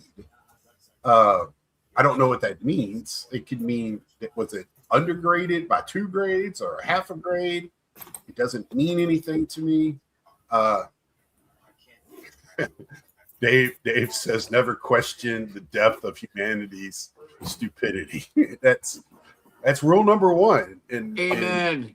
Eric's rules with Carlos. It's rule number 1. Yeah, like I said, it just doesn't make any sense to me. Maybe if you're approaching the hobby from if you're speculating, maybe to sell down the line, I just don't understand that whole system. Yeah, it absolutely. I understand it but the understanding is why people buy into it. Because I already, like I said last night, I already have a problem that a PSA 10 is worth so much more than a CGC 10. That's no different than putting a sticker on the damn card, right? Absolutely. Right. Right. We all know CGC is very good at what they do. So what's the difference? Why is SGC, people are poo-pooing that because they've got bought by PSA and you feel like it might be gone, but they're still a reputable grading company. Their cards still were graded. It's not like because if tomorrow they put a close sign on the door that it's those cards grades were somehow not graded properly. So the thing at the end of the day, we always talk about it, is people buy the flip and not the card. And it's happening more and more with the new hobby. I've got a perfect story for you on that. Like, you segued right into what I wanted to actually share about the show I was at last week. Do you remember the guy I had taken a picture of, the guy's Pete Alonso showcase? I don't know if you saw it on the chat. Yes, Scott, I did. But I was like, oh my God, I got to show Scott that. I mean, it was an insane collection. So none of those were for sale. None of those were for sale. Then he had another case. I think some of those were for sale. Then to the left of that, he had another case. All first generation PSA labels. And the guy was like telling me about it, how he goes after them. And I'm like, to myself, I'm like, why does it freaking, I was like, this is insanity. Like, who cares? Like, that is ultimate buying the label and not the car. Like, first generation label versus this label versus that label. I was just like, wow, dude, wow. And none of those were for sale. Like, those were not for sale. Probably because he knows they were probably overgraded. Right? So, I mean, watch, and then they'll use the thing. Oh, there's scarcity because everyone sending the old holders to get reholder to get the new lighthouse it's insanity label. what The angles never end. Oh, it never ends. Oh, Dude. I said that everybody has an angle. Yeah, it is for whatever to squeeze more lemon to squeeze more juice out of the lemon. I was just dumbfounded. As a collector, it is a minefield right now. It's always been one, but now everything you have to sit there and scrutinize everything, even graded cards. Where before you see a graded card, you kind of knew where you stood on the pricing, where you're at. Now it's like, my God, it's just I miss my 80s and 90s, man. I miss early 2000s. I this new mini, everybody's got to make more, everybody's got to win. I gotta win. It is just, it's crazy. And a lot of the new, and the thrill of it has got a new breed in. The thrill of the win has got a new breed in, where it's become a game and prestigious to sit there and have a channel or some type of social network to brag about these wins, to have these. And so now it's a competition on winning, and we are getting caught in the middle of it. So if it's not the dealers trying that guy that bought the Babe Ruth rookie certainly didn't win. He took a $4 million bath. And when he bought it to begin with, I believe I said, when you go to sell that card, what are you looking to get back out of it? What is the return on investment on that? What is the possible percentage? Because when you did it, it was an auction. So you bought it, you were the highest bidder. If somebody else was willing to pay more, they would have won it. So logically, you're the highest bidder. So when you go to do it, just because time elapsed, you think somebody's going to pay more than you bid, because that's what happens. So I think that was a lesson to be learned on some of these big cards, and it makes things like that Pikachu sell or Charizard sell questionable. Right? It makes some of these sales, these really big sales that people have, questioned. And I don't really care at the end of the day, because that's not where I live. I'm not even allowed in. You got to take your shoes off to get in their neighborhoods, right? So, I don't care. It doesn't. That's not. I don't believe all rising tides lifts all boats bullshit. Because if you're in the WNBA, son. My dinghy's to the pier, and it's got a short beach. So mine's going to go underwater. It's just I'm not there. So, but that's the culture of the hobby now, Scott. Because if you look at social media, like every time Fanatics or Tops now, for Christ's sake, is always posting secondary value of cards and what they're selling for, using it as a flex. Yeah, that's just that's just the culture of the hobby now.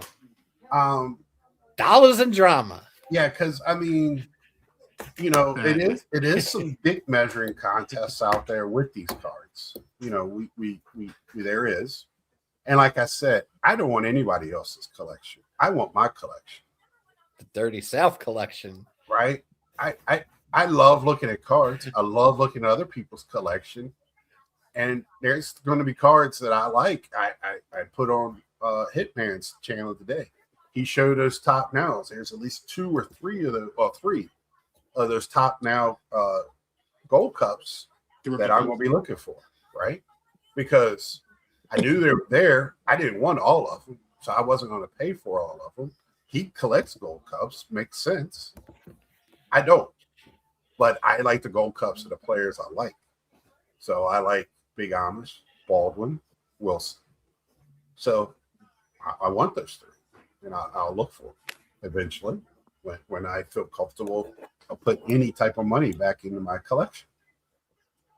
So that's and I talk about it. I'm turning. This is a value channel. I talk about value, but not of selling or what values cards are. I don't give a shit what is Dave Winfield's most expensive cards. I don't care.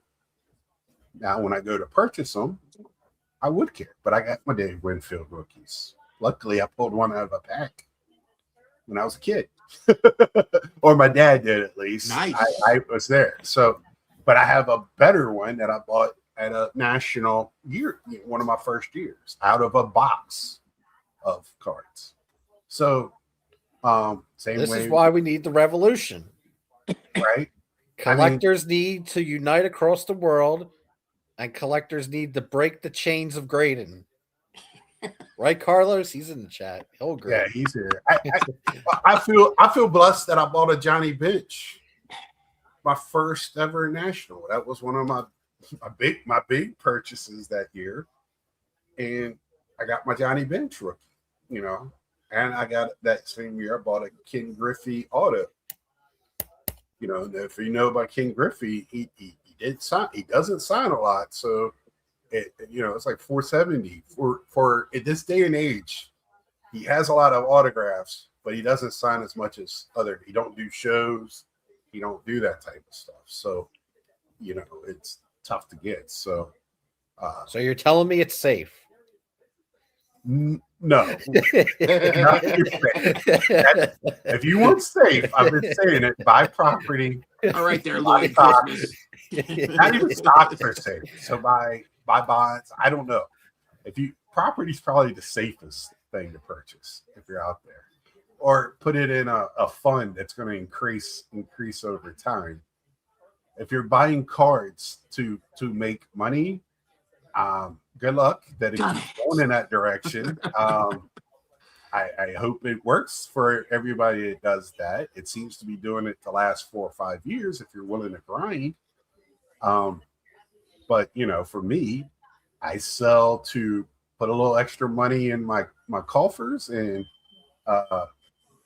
get back and just make space. I have a bunch of, like I said, I've got rid of a third of my collection, and I still have probably 500,000 cards. So that's just where it's at.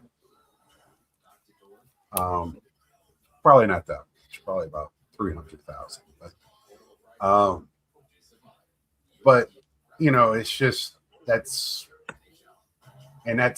the thing right now. Is I don't want to see people leave the hobby. Collectors get discouraged because they feel like, man, I can't get this one certain card.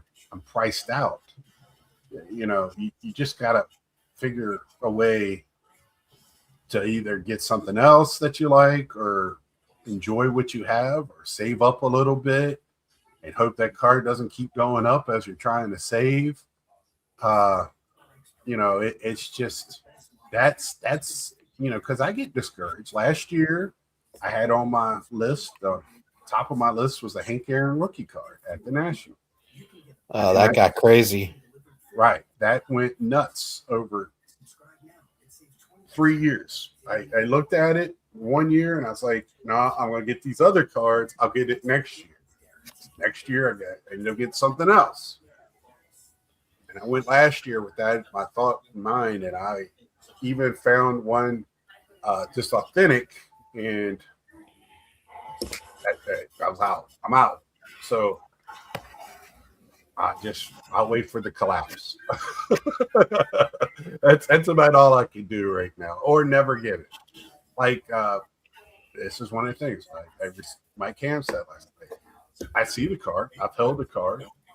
I'll go to National and see 50 copies of that card. I can see it. I can pull up pictures. I know it's there. I just won't have it in my collection. Yeah, none of those cards are rare. Right. They're very plentiful. But I feel like that's always been a part of the collecting journey, being patient. You have to have a good set of patience sometimes. to wait I, out I, the I storm. agree with you, Orlando. I'm just kidding with that. Only way this collapses if everything collapses. That's Yeah, you would need the economy to completely fall off Yeah. the rails. yeah. That's what's need. Not need. That's the only way, and I'm okay with that. I don't have to own every card. It's nice to have a wish list. It's nice to have some things that are out of your reach to work for. Right? It's good to have some things like that in your life. In anything, goals are good. Without goals, you kind of just tread water, and I feel like goals are good. I mean, I have them at work. I have them in my everyday life. My ones in life are just kind of my hobby. It's more for fun, And like I said, I have other Hank Aaron's playing days, and I'm okay with it. So he's not a guy I can get the player run of. I don't want to do that. But when I run across one that's affordable and looks nice, I get it. And that's what I did with my 71. Black Beauty, beautiful card, and that's where I'm at. Yeah, so like again, I said it's. I'm gonna reiterate, it's for collecting. It's just you just have to navigate and be smart. Uh, Use your resources if that's other people in your life or just looking at comps, and which I hate that, but that's just where we live in. 'Cause I think comps are overused because I think more and more sales are happening at shows, and they're not being, especially Those are not recorded, as Carlos always says. and Those are not recorded. And how many of those are crossing from to the seller, right? And we know they're buying them at 60%, 70% at most. They're not considered comps, right? Because to me, I'm like, well, that's the last sale. So that's the comp. But we know those are not being tracked. Those are because all of a sudden, even though you sold a card, they're the seller. They at that time they're the purchaser. They become, for some reason, they can dictate what the price is. And you just, as us, we accept that and we move on. And because at the end of the day, we don't want as crazy as the prices are. If they bought them at closer to 100%, 90%, then they're going to jack up the prices. So it's just kind of something we've had to accept as a hobby, I think, for the ecosystem to work.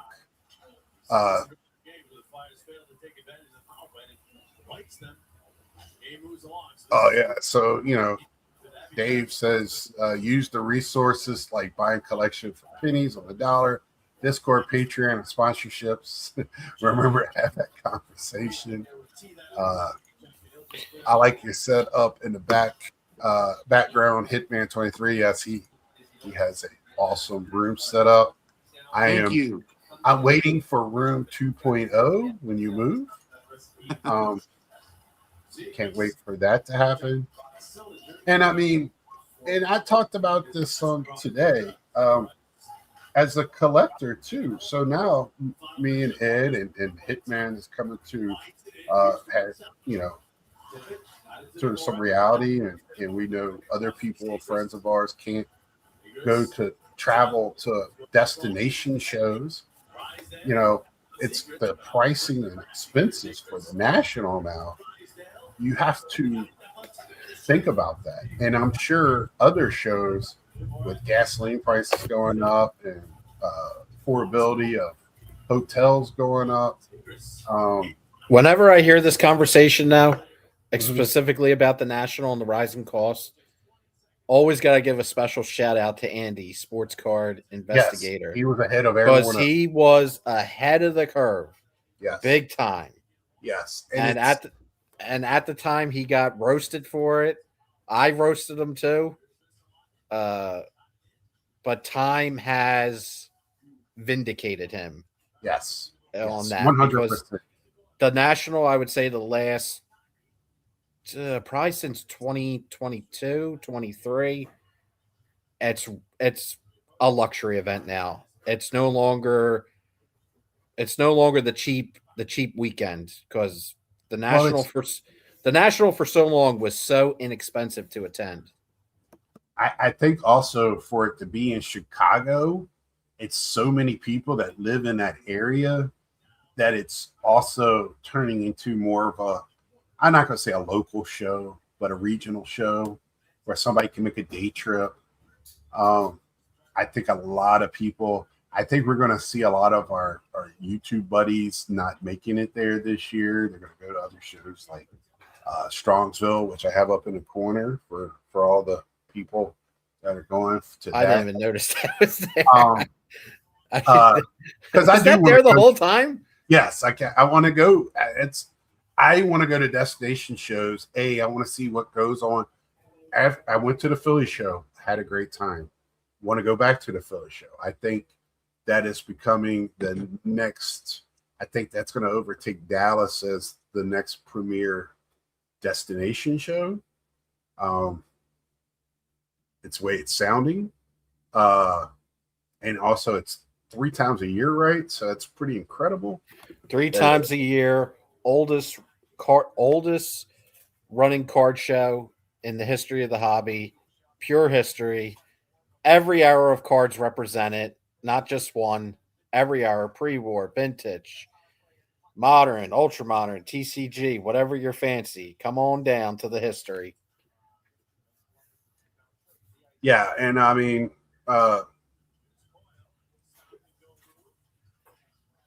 in like Dave said, 2023, that was terrible. They got it right last year. Last year, other than upstairs, was a shit ton of people. It was comfortable. The new room spread everybody out. Even though it was crowded, it wasn't where you couldn't move around. There was a few tables. The box tables where there was value boxes that I used loosely were crowded. I parked myself into one, and you have to be strategic. Maybe go in the afternoon or whatever, or get the VIP. I have bought my ticket for the show, so I am paid in full. So now I am going 100% because I paid for everything. So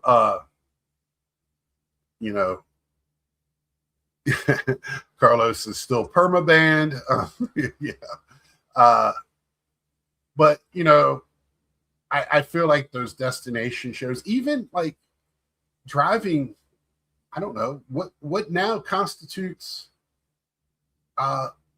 price of fuel and stuff. Are you how far away, Hitman, are you willing to drive to go to a show in Florida? Yeah, I mean, aside from the 2 local shows here, every month, I could go to Fort Lauderdale, which is about hour and a half, and then I can go up to Tampa, which is about I'm the far like north side of, I guess you would say, Clearwater area.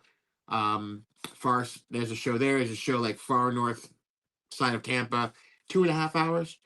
I wouldn't be going, every month. For Right. sure. Maybe twice a year. Maybe twice a year. Yeah, because I mean, like I know Ed said it took him an hour to get to the Philly show, but it's a huge show that makes sense. But if I'm going to 100 table, 60 table, 45 table show, it's kind of hard to. I didn't go to a show in Raleigh for that reason. This past week. Yeah, it just doesn't make sense for me to go, and I'm not taking. I'm not going there to buy a bunch. I do my routinely my $200 and go in, but it just doesn't make sense for me to do that right now. So, it is frustrating that the National seems to want to not move away from Chicago. Yeah, like Chicago 3 years in a row is ridiculous. Joe, I really feel like 2029 is going to be back in Chicago. I hope not. It better not be. They're gonna do anywhere every other year because this year is supposed to be somewhere else. every odd years in Chicago. So this year was supposed to be somewhere else. The somewhere else is Chicago. So, and I think a lot of people are okay with that. A lot of people, especially in the Midwest, it's in the middle. Well, you're hearing more grumblings of people not happy with it because, well, this is where they got to stay. Yes. So, but that was always the allure of Chicago, was the Yeah. convenience factor. And I'm like, it hasn't been convenient since 2023, man. I don't know what y'all are talking about. Y'all need to get a reality check, and people are getting a reality check now. It needs to go somewhere else. Well, I'm very happy it's in Detroit. The one year coming. Finally. Yeah, Dave said it took an hour for Ed because he was driving a Vespa. Orlando says better Chicago than Detroit. Detroit's why? The Detroit Convention Center is bigger. And it's also, Detroit has its bad areas and good. Everywhere is like that. You know, we're not really in Chicago. So we're in Rosemont. I'm sure the Detroit airport's better than that trash O'Hara airport. O'Hara's one of the worst airports. I work with people from Detroit area. They're telling me, you know, where the convention center at. It's very nice. You know, I'm just happy. So we got a chance to go to see the Tigers play or go to a different stadium. Eat different food. Different. That convention center, by the way, in Detroit is one of the newer convention centers. So here we have Dave and them stay 90 to 2 hours a day. So they were like an hour away, 45 minutes away. I knew that. You guys all know my stance on AC. It's well documented. My feelings on AC. But even I would welcome back with open arms AC if we can get out of Chicago for a couple years. Yeah, because we found a place one town over if we need to that's nicer, where you don't have to run back to your car from a guy wielding a knife to rob you. And if it comes back to AC, we could get the John Mangini AC rap part 2. So there is that. Speaking of the devil, I got Rick here. Rick. So that was not timed, Rick. Rick is in that rap video too. Is that the Burbank show, Rick? Is that what they're calling that now? The old Burbank show? Because I do want to go to that. You think I should put it in at Nashville at the Fargo Dome in North Dakota, and do it in February. That would be perfect. Yeah, so Jeff from Detroit. Yes, the new convention center is where Joe Louis Arena used to be. See, brand new spanking convention center, state of the art. Having in Detroit for 3 years. Say the line, Scott. You know the line. You yelled it out. I feel I would have liked to have been in Atlanta this year, and it just. You know, the dealers were talking, I talked to several dealers and they said the old dealers that have more sway said Atlanta's not an old baseball town for them to sell their vintage cards. I don't know what being an old baseball town has to do with selling baseball cards. Baseball transcends towns. Like there are vintage collectors everywhere. And guess what? Everybody that goes to Chicago travels to Atlanta too. What is Strongsville an old baseball town? I didn't know Strongsville had a baseball team ever. I didn't know that. The only thing Strongsville is known for is Pee-wee hockey rinks and curtains of segregation. Yeah. I'm hoping those fellas have a good time because I want everybody to have a good time. But I am interested to hear, those pesky kids with the Pokemons on the other side. It's all in what you make it. Anything you do. You can have the greatest time if you want to, or you can decide to be miserable that day when you wake up. It's all on you. You can make the best of it. yes, even at 23, my back was out. It was hot as shit. I couldn't take a shit in our own bathroom. I had to go to Taco Bell. But did I have a great time? 100%. 100%. I was, my back was hurt sometimes so bad I cried. I don't mean to laugh. I know. I was perfect. But, you know, I had a great time because the people I was with, and also I was where I wanted to be. That is my Disneyland. Going to the National, going around as much as it's expensive, it's still my vacation. You know, I talked about it before. I thought about this year, do I really want to go? And the whole FOMO just set in on me. And I'm like, if I can make it, I'm going to go. And if I don't have like $20 in my pocket, as long as I can get in the building and walk around and talk to people and just see the stuff, and I'll be fine. And that's where I'm at this year. I got more than $20, of course, but if I can do it, I'm going to do it. You should have more than 20 after coining on the road to the National. After that floated and got stolen. Man, it's been used already this year. Yeah. We're already on that road. You know, people made fun of me doing it 10 weeks out, and to build up to it, I thought I had a good build up in over 10 weeks, but you know, it is what it is, and you know, it's already been people already using it for Strongsville and for the National. So. I know people in the chat were poking fun at random locations to have the National. But it is the reality of the situation. You could have the National anywhere and people are going to go. Yeah. You can have it in Stika, Alaska. People are going to go. That's and what it does have wonderful parking. The whole reason that they voted for Chicago is I think it's just easy for the dealers to get to. They get preferential right across the street. That's who's taking up all of the hotels, or the dealers and the people that the 1,000 people that Fanatics brings to the show, and eBay and these large corporations. Now that, I Card Collector 2 has a small army, and Jeff Wilson. So that's who's taking up all the hotel space. So let's be real about it. And that's why they're there. And, you know, it's not because it's an old baseball town or whatever. Because, like you said, they can do it on the moon, and we will, get the guy.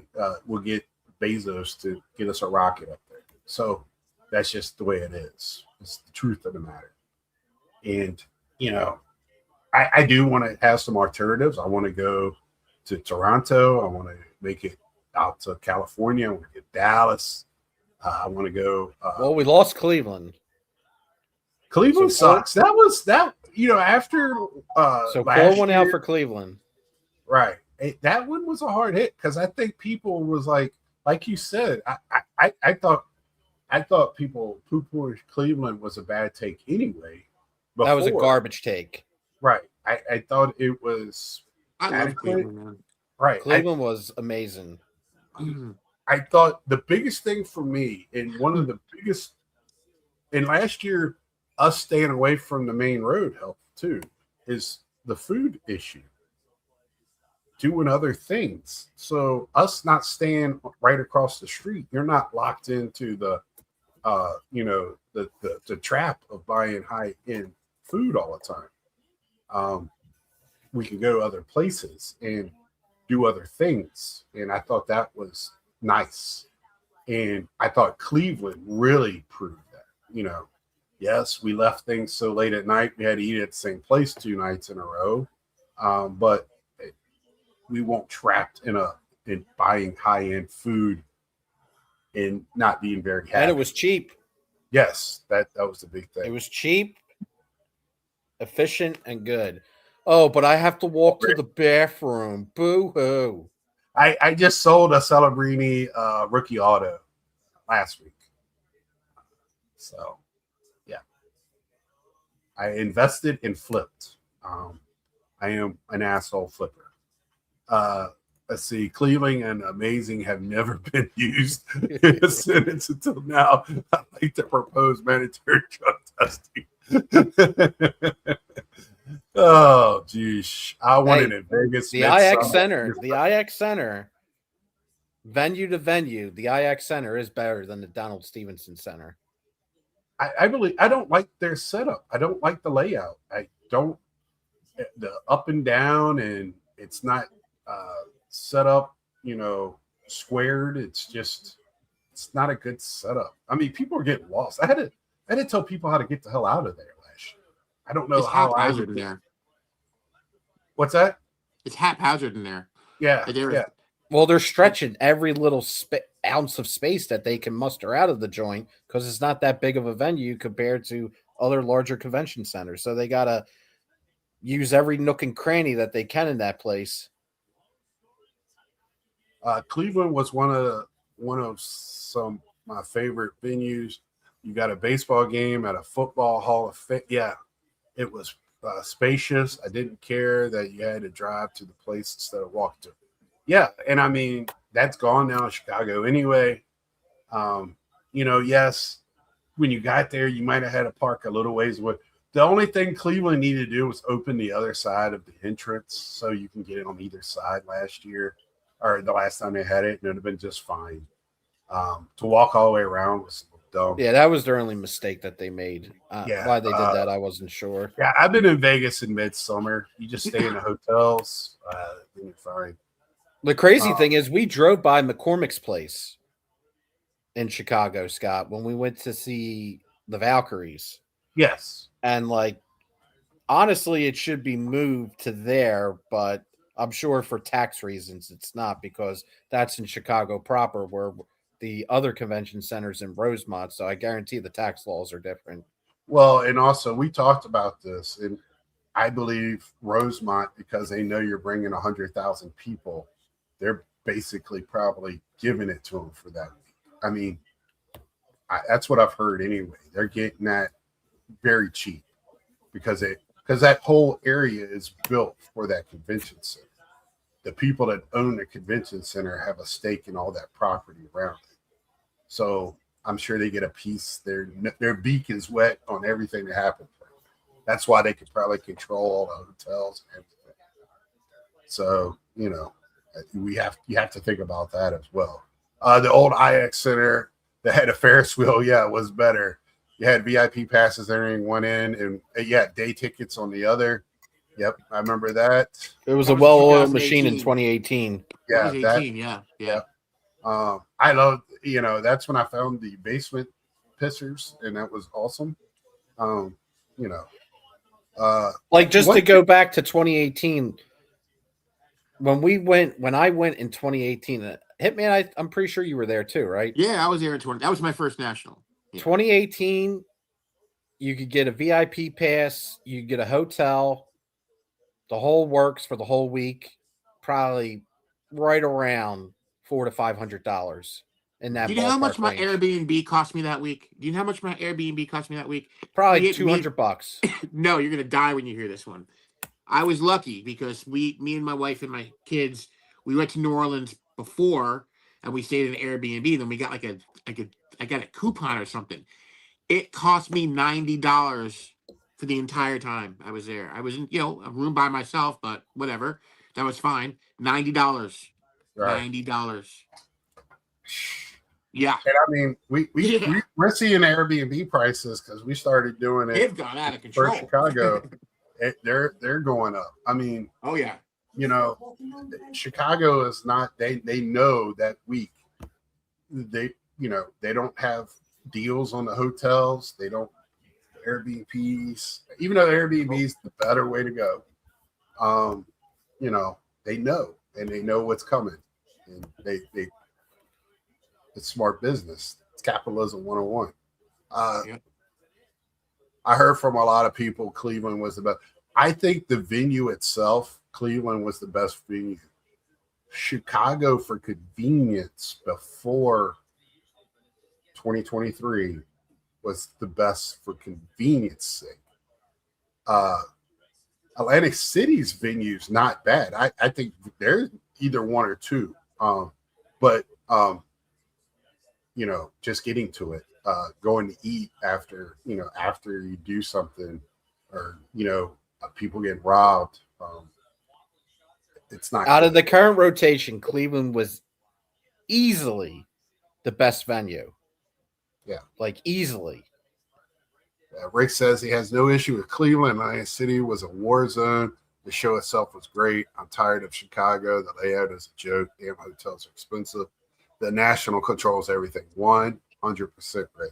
And I think it's really because of that venue. They built Rosemont, the town was built for that venue. If you look at, I was reading up on the history of that area. It was all built by that family. I think there's a Rosemont that's a mayor of that town, right, to this day.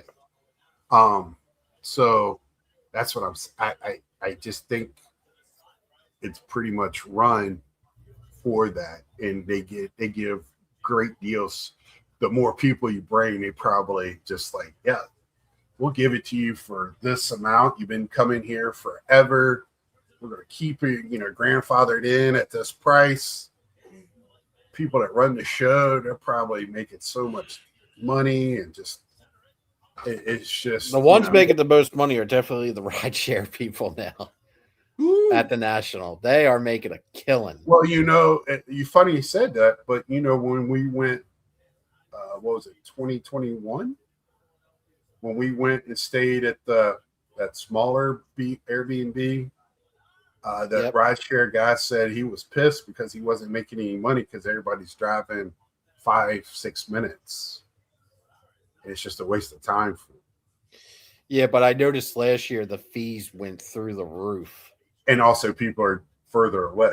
Yes. Right? So, Pafalzi, what's up, brother? I was able to book my hotel for the National at a Hyatt 10 minutes away for $260 total for 5 nights. Awesome, man. That's a great deal. Good job. Really good deal.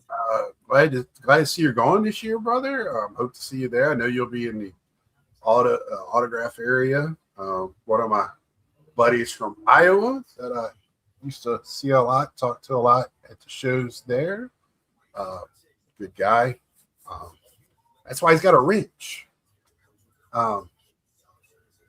So yeah, I know it's early for national talk, but it's all about the collecting side of things. These are all things we have to think about when you're not flipping, selling, and even flippers or sellers.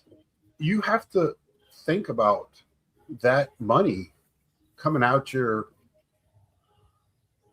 proceeds, really. Mm-hmm. I mean, that's what Andy was talking about.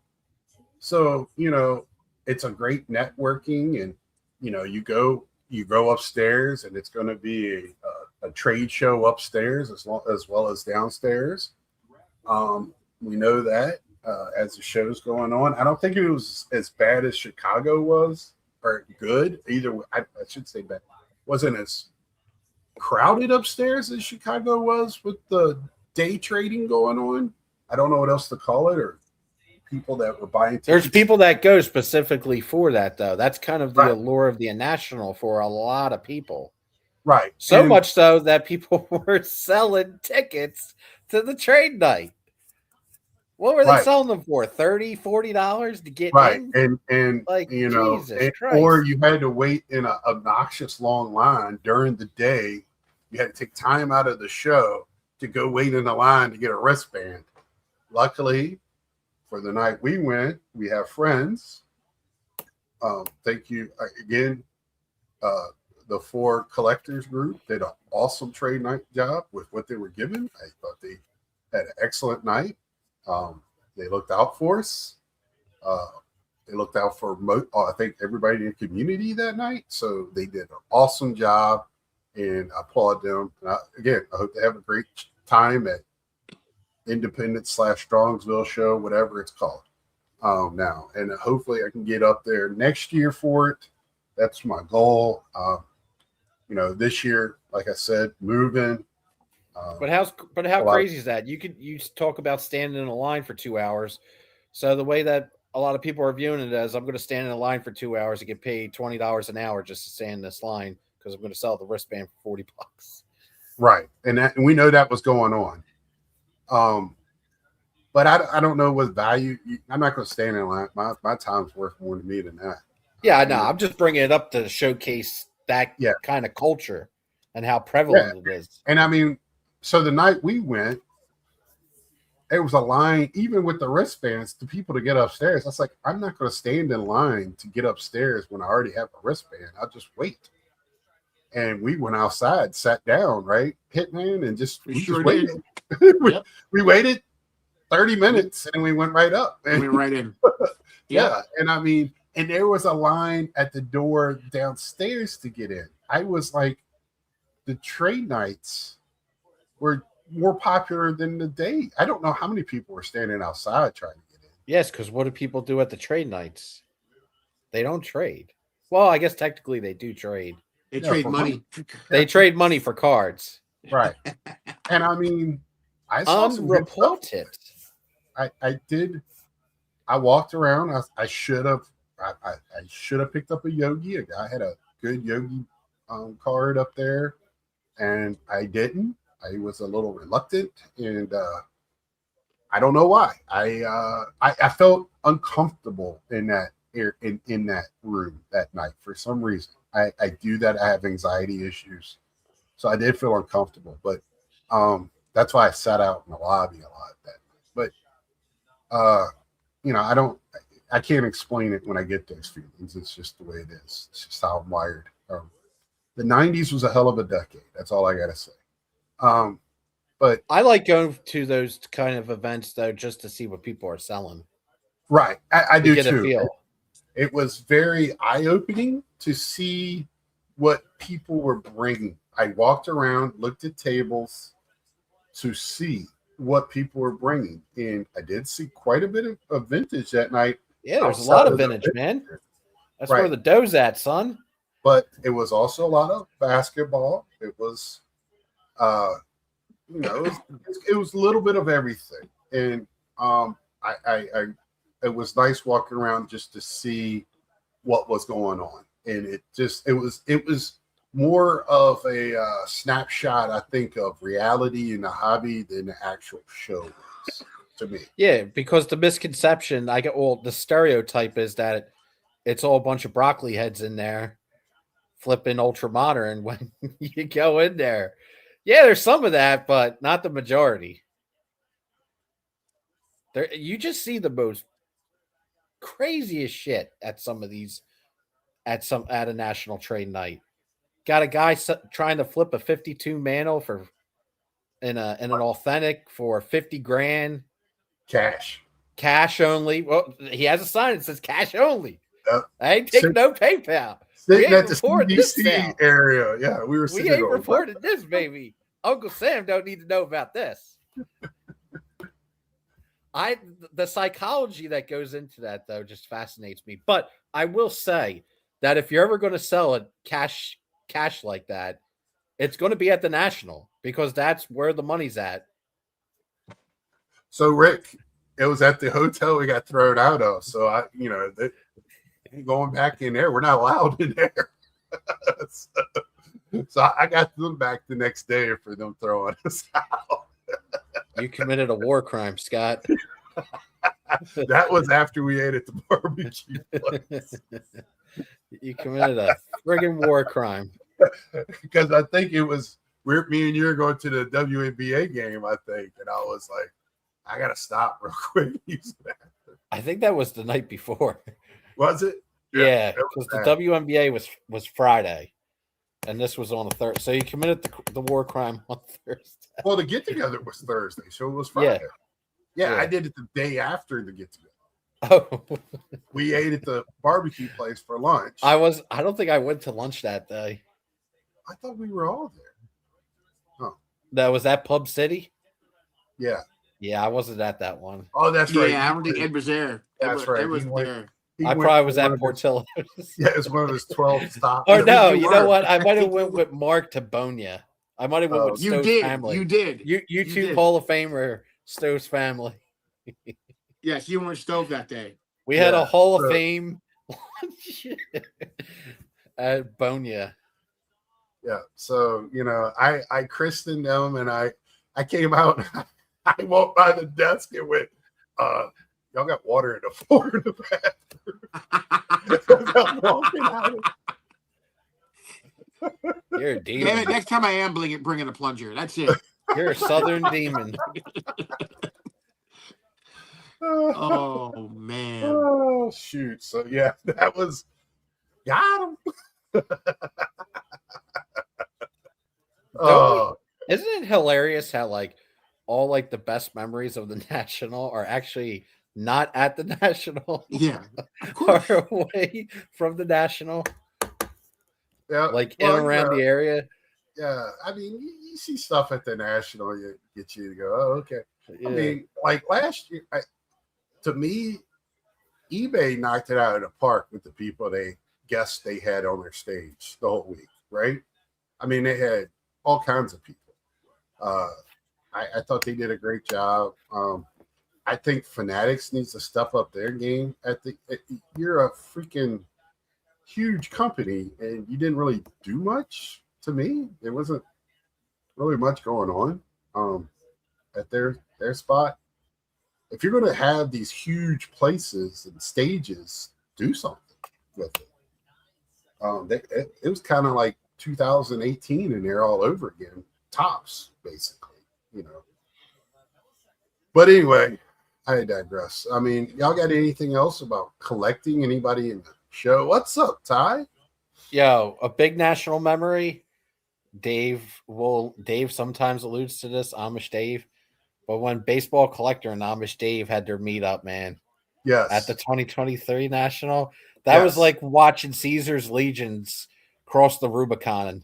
Yeah, into so that was Rome, baby. 2023. That was when my back was fucked up.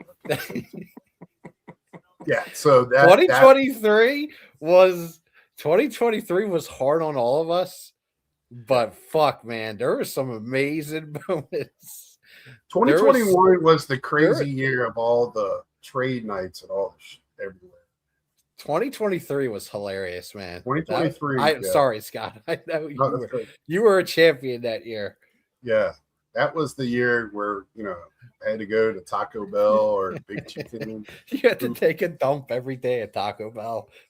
And a chalupa. 23 was also the where are the keys? Taking showers with the beads. Why is it so hot in here? Hey, y'all know your window is open. So Then the one year in Cleveland, they had the squirrel in the gym. Remember that? That was on the last day. I think we noticed that. Yeah, that was yeah. That was like on the last day because I think Hitman, you were in the living room, weren't you? Yeah. Yep. He was the one that told me as I come downstairs, and hey, you can't use that bathroom. I went, oh, okay. Yeah, I destroyed that one. There seems to be a theme. We got our own big doper.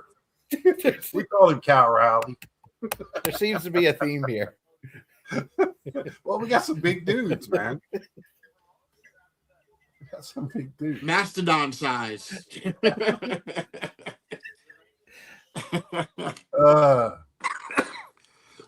That was also awesome, Carlos. That was a lot of fun. That was 2023 as well. Yeah. That was the year Andy was at the National that year. So, the darkness, lights going out. That was the night of Where's My Keys? Some classic stuff that night. I sat up like the Undertaker. Yeah, that was my back, man. And that thing, again, had so much fun and just dealt with it, and it was bad. But last year scared me because my back did that first night. It tensed up on me. I think it was just standing on that concrete and just once I went to bed and relaxed, I took some pain reliever. And, we had to run in the rain last year. because the walkway was like I would have. That was easily a fire I would hazard. have. That was a big time fire hazard. Well, I was waiting for them, somebody to go upstairs and do something about that area because of the fire hazard. That was ridiculous. So,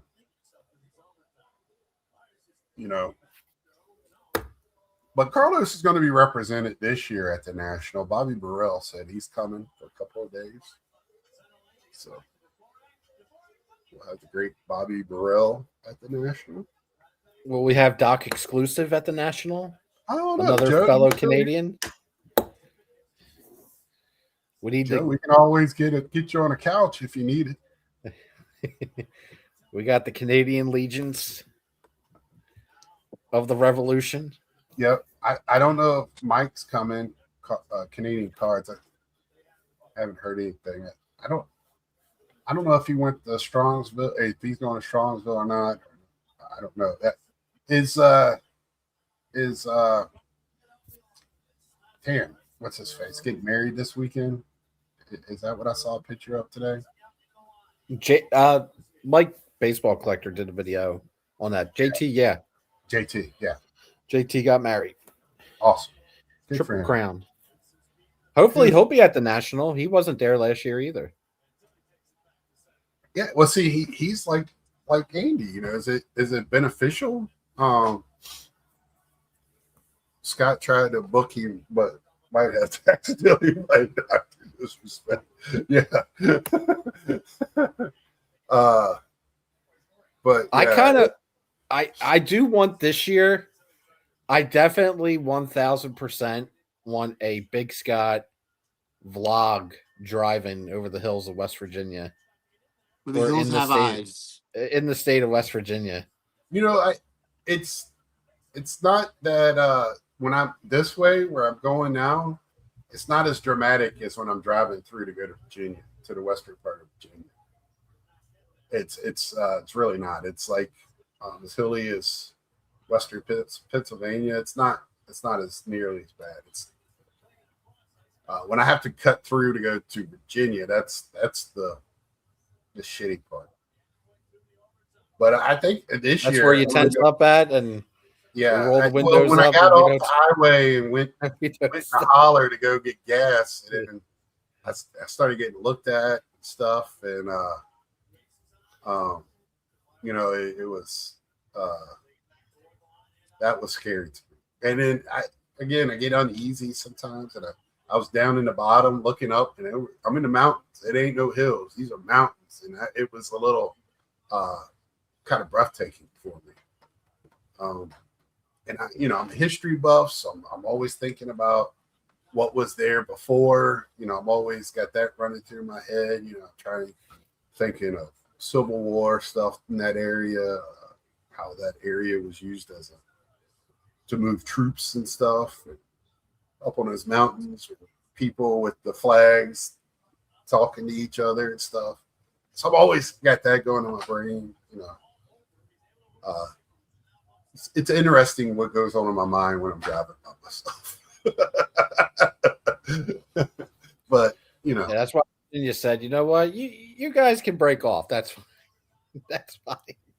You can keep those bounds. That's cool.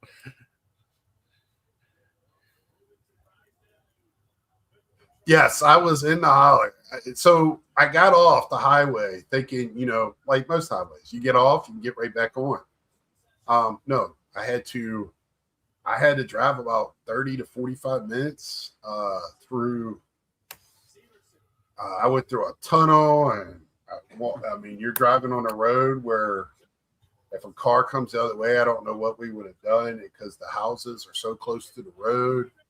I was just waiting for somebody to be out in the middle of the road asking for me to pay to get through.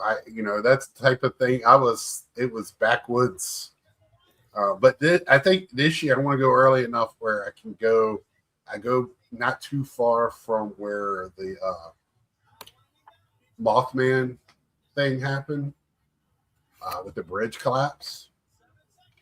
They got a museum for the Mothman and all that. I kind of want to go by there just to I don't believe in it. I just want to go see it, just to see it, just to do something.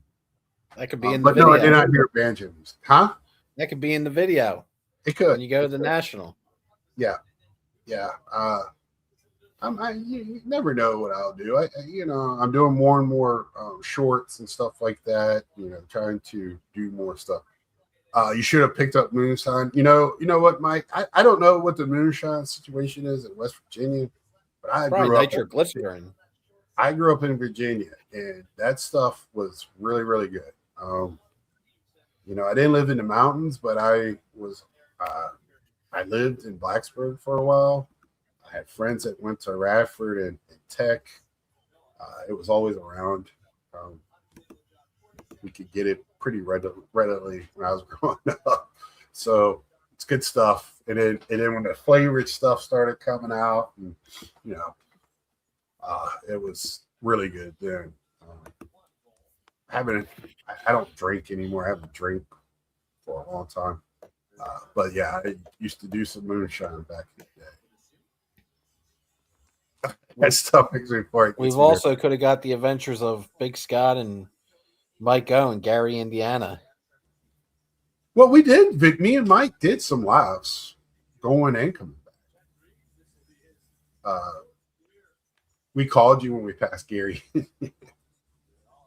because we were saying we were going to stop in Gary, Indiana for the night. This is all got to make the video or potentially write a book about it. That's going to be the future site of the Chicago Bears, man. Yeah, the Gary Bears. The Gary Bears. That's insane to me. So, Kansas City's moving too. The Chiefs. They're actually moving to Kansas. I heard the Royals are want to move too. So that's I'm so used to them playing at that stadium. Is it still called Kauffman or whatever? I don't. Arrowhead, I believe, right? Not where the Royals. Oh, the Royals. Yeah. Hey, I think it is Kauffman. So I'm really interested. I really hope I get the MLB package again this year so I can watch some of the games. Bobby Witt, I am a true believer. Bobby Baseball. I've been a believer since day one, but now, I mean, he moved me up a peg. I didn't know it could happen. But yeah, I'll take a horizontal fielding picture of him for the WBC. I gotta see if I got an extra Bowman's Best BB21 prospect card to give Chris from Missouri. Gotta get him one of those babies. I haven't heard him saying if he's going to the National. I don't know. I haven't heard anybody step up either and trying to organize a night. I don't know what all's going on. So, but it's still early. So, that might Never be too early to get on the road, Scott. Never too early for the road. And that'll be. I bet you every night people want to get. We'll figure out something. It won't be in any of the hotels, but everybody's driving anyway. We just pick something somewhere else. I mean, we can always go down to the casino and get something, hang out. I don't gamble, but whatever. I am still a T-Mobile customer. I don't know if it's been put on T-Mobile Tuesday yet. It's usually like right before the season starts, Brian. And I don't know. It's weird because now when you go to baseball.com, it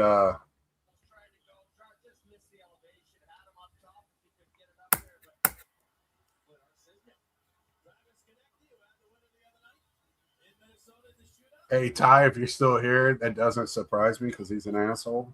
So the guy who runs a sports thing has women coming out that he's been an asshole to.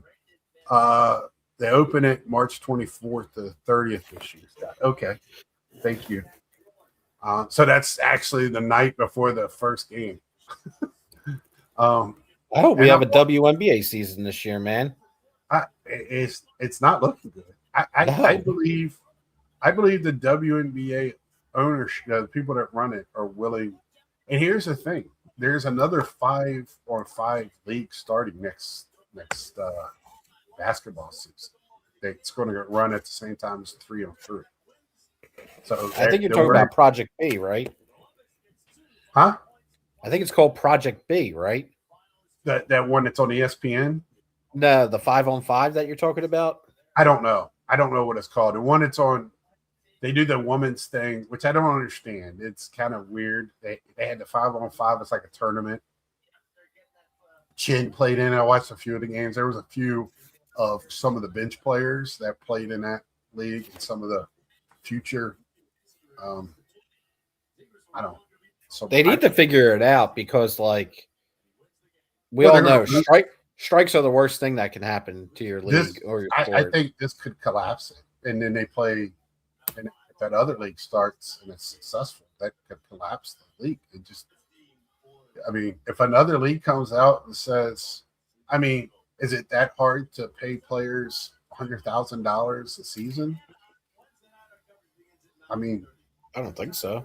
So, I mean, that's what they're competing against. Right? They're at the impasse now, though, that even if they get a deal done and it gets approved, you have 2 expansion teams this year. You got Portland and you got Toronto. They should have already had their teams drafted and assembled by this point if there wasn't a CBA agreement. So you're going to have 2 brand new teams in the league that are just going to get their rosters thrown together willy-nilly and then expected to go on the court without, like, pretty much any practice time. So both those teams are probably going to be insanely bad because they're not going to have any time to develop any repertoire between each other. Yeah, because they haven't done – I don't know when their free agency stuff is, you know, people that are – Yeah, they have to do 2 expansion drafts for those teams because it's kind of like what the Marlins and the Rockies did back in the day with the MLB draft, where you get to pick a player from each team. Then you have the collegiate draft where they're coming out of college. Yes. Then you have free agency. It's going to be a disaster. That their leadership is just so – they've mismanaged this so bad. Well, I'm telling you. I don't really want to get into it tonight because we're probably the only ones that care.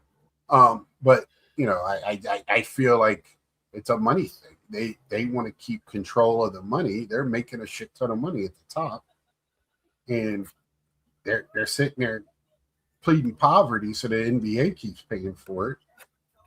But they can't cook the books. They can't hide it anymore. You know, and ESPN wants to show the game, so they're going to have a real TV deal. So, you know, they need to come up with something. And the number one thing the players want, they want that revenue sharing. So if, for example, like Sophie Cunningham or Caitlin Clark, like they sell a jersey, they only get, I think, like 50 cents for each jersey sold or some crazy small amount like that. They want more of like a 60-40 split. So if it sells for 100, they get like $40, the league gets 60 or something like that. Which is that really such a big ask? No. And I mean, you know, and then Fanatics will buy the rights, and then you know, they'll make the cards. But anyway, you know, it's neither here nor there. And hopefully they work out a deal. I'm more worried about baseball next year than the NBA. So that's I think that's going to be probably going to be worse than the WNBA. Yeah, that whole thing. I mean, they're already telling the players to prepare to be stash money this year. So, will Ohtani play? Like, if it does strike like that, is Ohtani going to play a season, you think, in the Japanese league? I don't think he can because his contract's with the Dodgers. You know what? That's a good point. Yeah, even if you're on strike, you're still on contract. So I don't think they can unless, you know, they release him or, you know, retires or something. I don't know.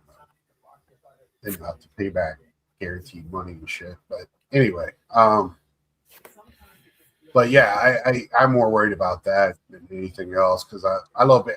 I just see baseball screwing themselves because they had one of the best postseasons they've had in a long time. And then now this year, they're really screwing the pooch by making its crazy TV bullshit where nobody really knows where to watch the games at this year for about 20 of the teams. It's all kind of, you just got to look for it or buy another streaming service. And then, and then you're going to have a great WBC where people are really excited about. Looks like we're going to have another really good season. They broke records for viewership last year for a lot of the local teams. So, and then you're going to turn around and have a lockout or strike and ruin everything. And I think once there's so much entertainment in this world that if they do that and people decide I don't need it, they're not going to come back. Your casual fans are not going to come back. And a lot of baseball is casual fans because in summer there's not much else on TV. So you watch your local game, it's on in your house. People just have it on. And I think that you're going to lose that. There's too much entertainment. You're already seeing that in places like in Florida. In Southern Florida, attendance at live events have gone out because people got so much to do. It's beautiful outside every day. Why do you want to go inside someplace and watch somebody else play? You go to the beach and play yourself. So, they're having issues already, and you don't want to kill what you got. This baseball card line says, would you guys sacrifice the 2027 MLB season for a 30% drop in most of your baseball hobby prices? No. Hell no. No. I love baseball way too much. I love baseball more. I love watching baseball. The hobby is an extension of watching the baseball. As much as I love and the history of the game. The good thing about the hobby is if they stop making cards tomorrow, I can still collect because I love the past as much as I love the present. It's just a bridge for me. So absolutely not. But they do, man, they got a lot of work to do, put it that way, to fix a lot of things. Yeah. Either a salary cap or a salary floor. They need one or the other. Well, the players are staunch against not having a cap. They want a floor, but you gotta have a hard cap. It works for football. It works for basketball. Other sports you don't have. I think every major league has it. You can go from first to last in football. It makes the season more exciting. The only thing it does is it does cause a lot of mediocrity. You have a lot of 9-7, 7-9. So, or whatever, 9-8, 8-9. So, it causes a lot of mediocrity. It causes some teams to sneak into the playoffs because they played a bad schedule. But that's just the way it is. Baseball's they've had that problem for a long time, so that won't be new. What I don't like about baseball is now everybody plays everybody. So now divisional games, you don't have as many. And so I wish they'd get rid of the divisions and just have 2 leagues like they used to have back in the day. Go back to having American League, National League, take the top 8 teams, put them in the playoffs. It stopped with the divisions. We don't need them anymore. So if you're going to do it that way, I thought you would. Yeah, because that's. But anyway, for the hobby way, for collecting, I think it will. We want to, for baseball cards, if they have a strike next year, I think we would start seeing a drastic drop in baseball card prices. I really do. For sure. Yeah, I really do. I've been telling you to calm down on buying WNBA because I kind of knew I saw the handwriting coming for something to happen because you have greed at the top, players feeling like they're not getting paid. And we saw with Unrivaled, I keep saying Unrivaled, that necessarily you don't need Caitlin Clark. You don't need Angel Wilson. I think Reese only played 2 games. You don't need the top names. You have enough talent in the league to draw where the sport is that popular now, thanks to those women and the women that were before. So I you know, they got to pay them. So, Kmart, there you go, Ty. But I think I want to end it here. Kind of running out of steam. Is this your longest live stream? No, it's close. What? I've gone. I think one night we did live draft and we were doing a live football draft and we were watching baseball. I think, and we were all chit chatting. I think it was like 4 hours that night. I can't remember. Oh damn, we're not even close then. No, I know it was more than 3, but we're probably in my top 3 or 4. Carlos would just be getting warmed up by now. Just getting going. Yeah. But I just want to leave it there. I think I wanted to really have a good discussion on collecting and pricing right now. And I just want to reiterate, just be smart, use what we have. Thank you, Rick. Know where you're at. I hate to say know your lane because I just say it feels like, but that's kind of what it is. And, if you buy what you like, you'll be happier. Don't buy things because you feel like that's what everybody else is doing or feels like you have to buy it. Make sure you like what you're buying. That is what you want to purchase. It doesn't matter if it's $1 or $100 or $1,000, right? You got to live with it. That's my only advice. And don't let anybody else control your hobby. You hobby the way you want to hobby. So until next time, like, share, subscribe if you haven't. Again, I'm not going to do this a weekly thing. I'll pop on, bored or just want to chit chat it up with my fellas, with the group on the side, or if I have somebody else, wants to chat it up, we will. And until next time, see ya. Long live the revolution.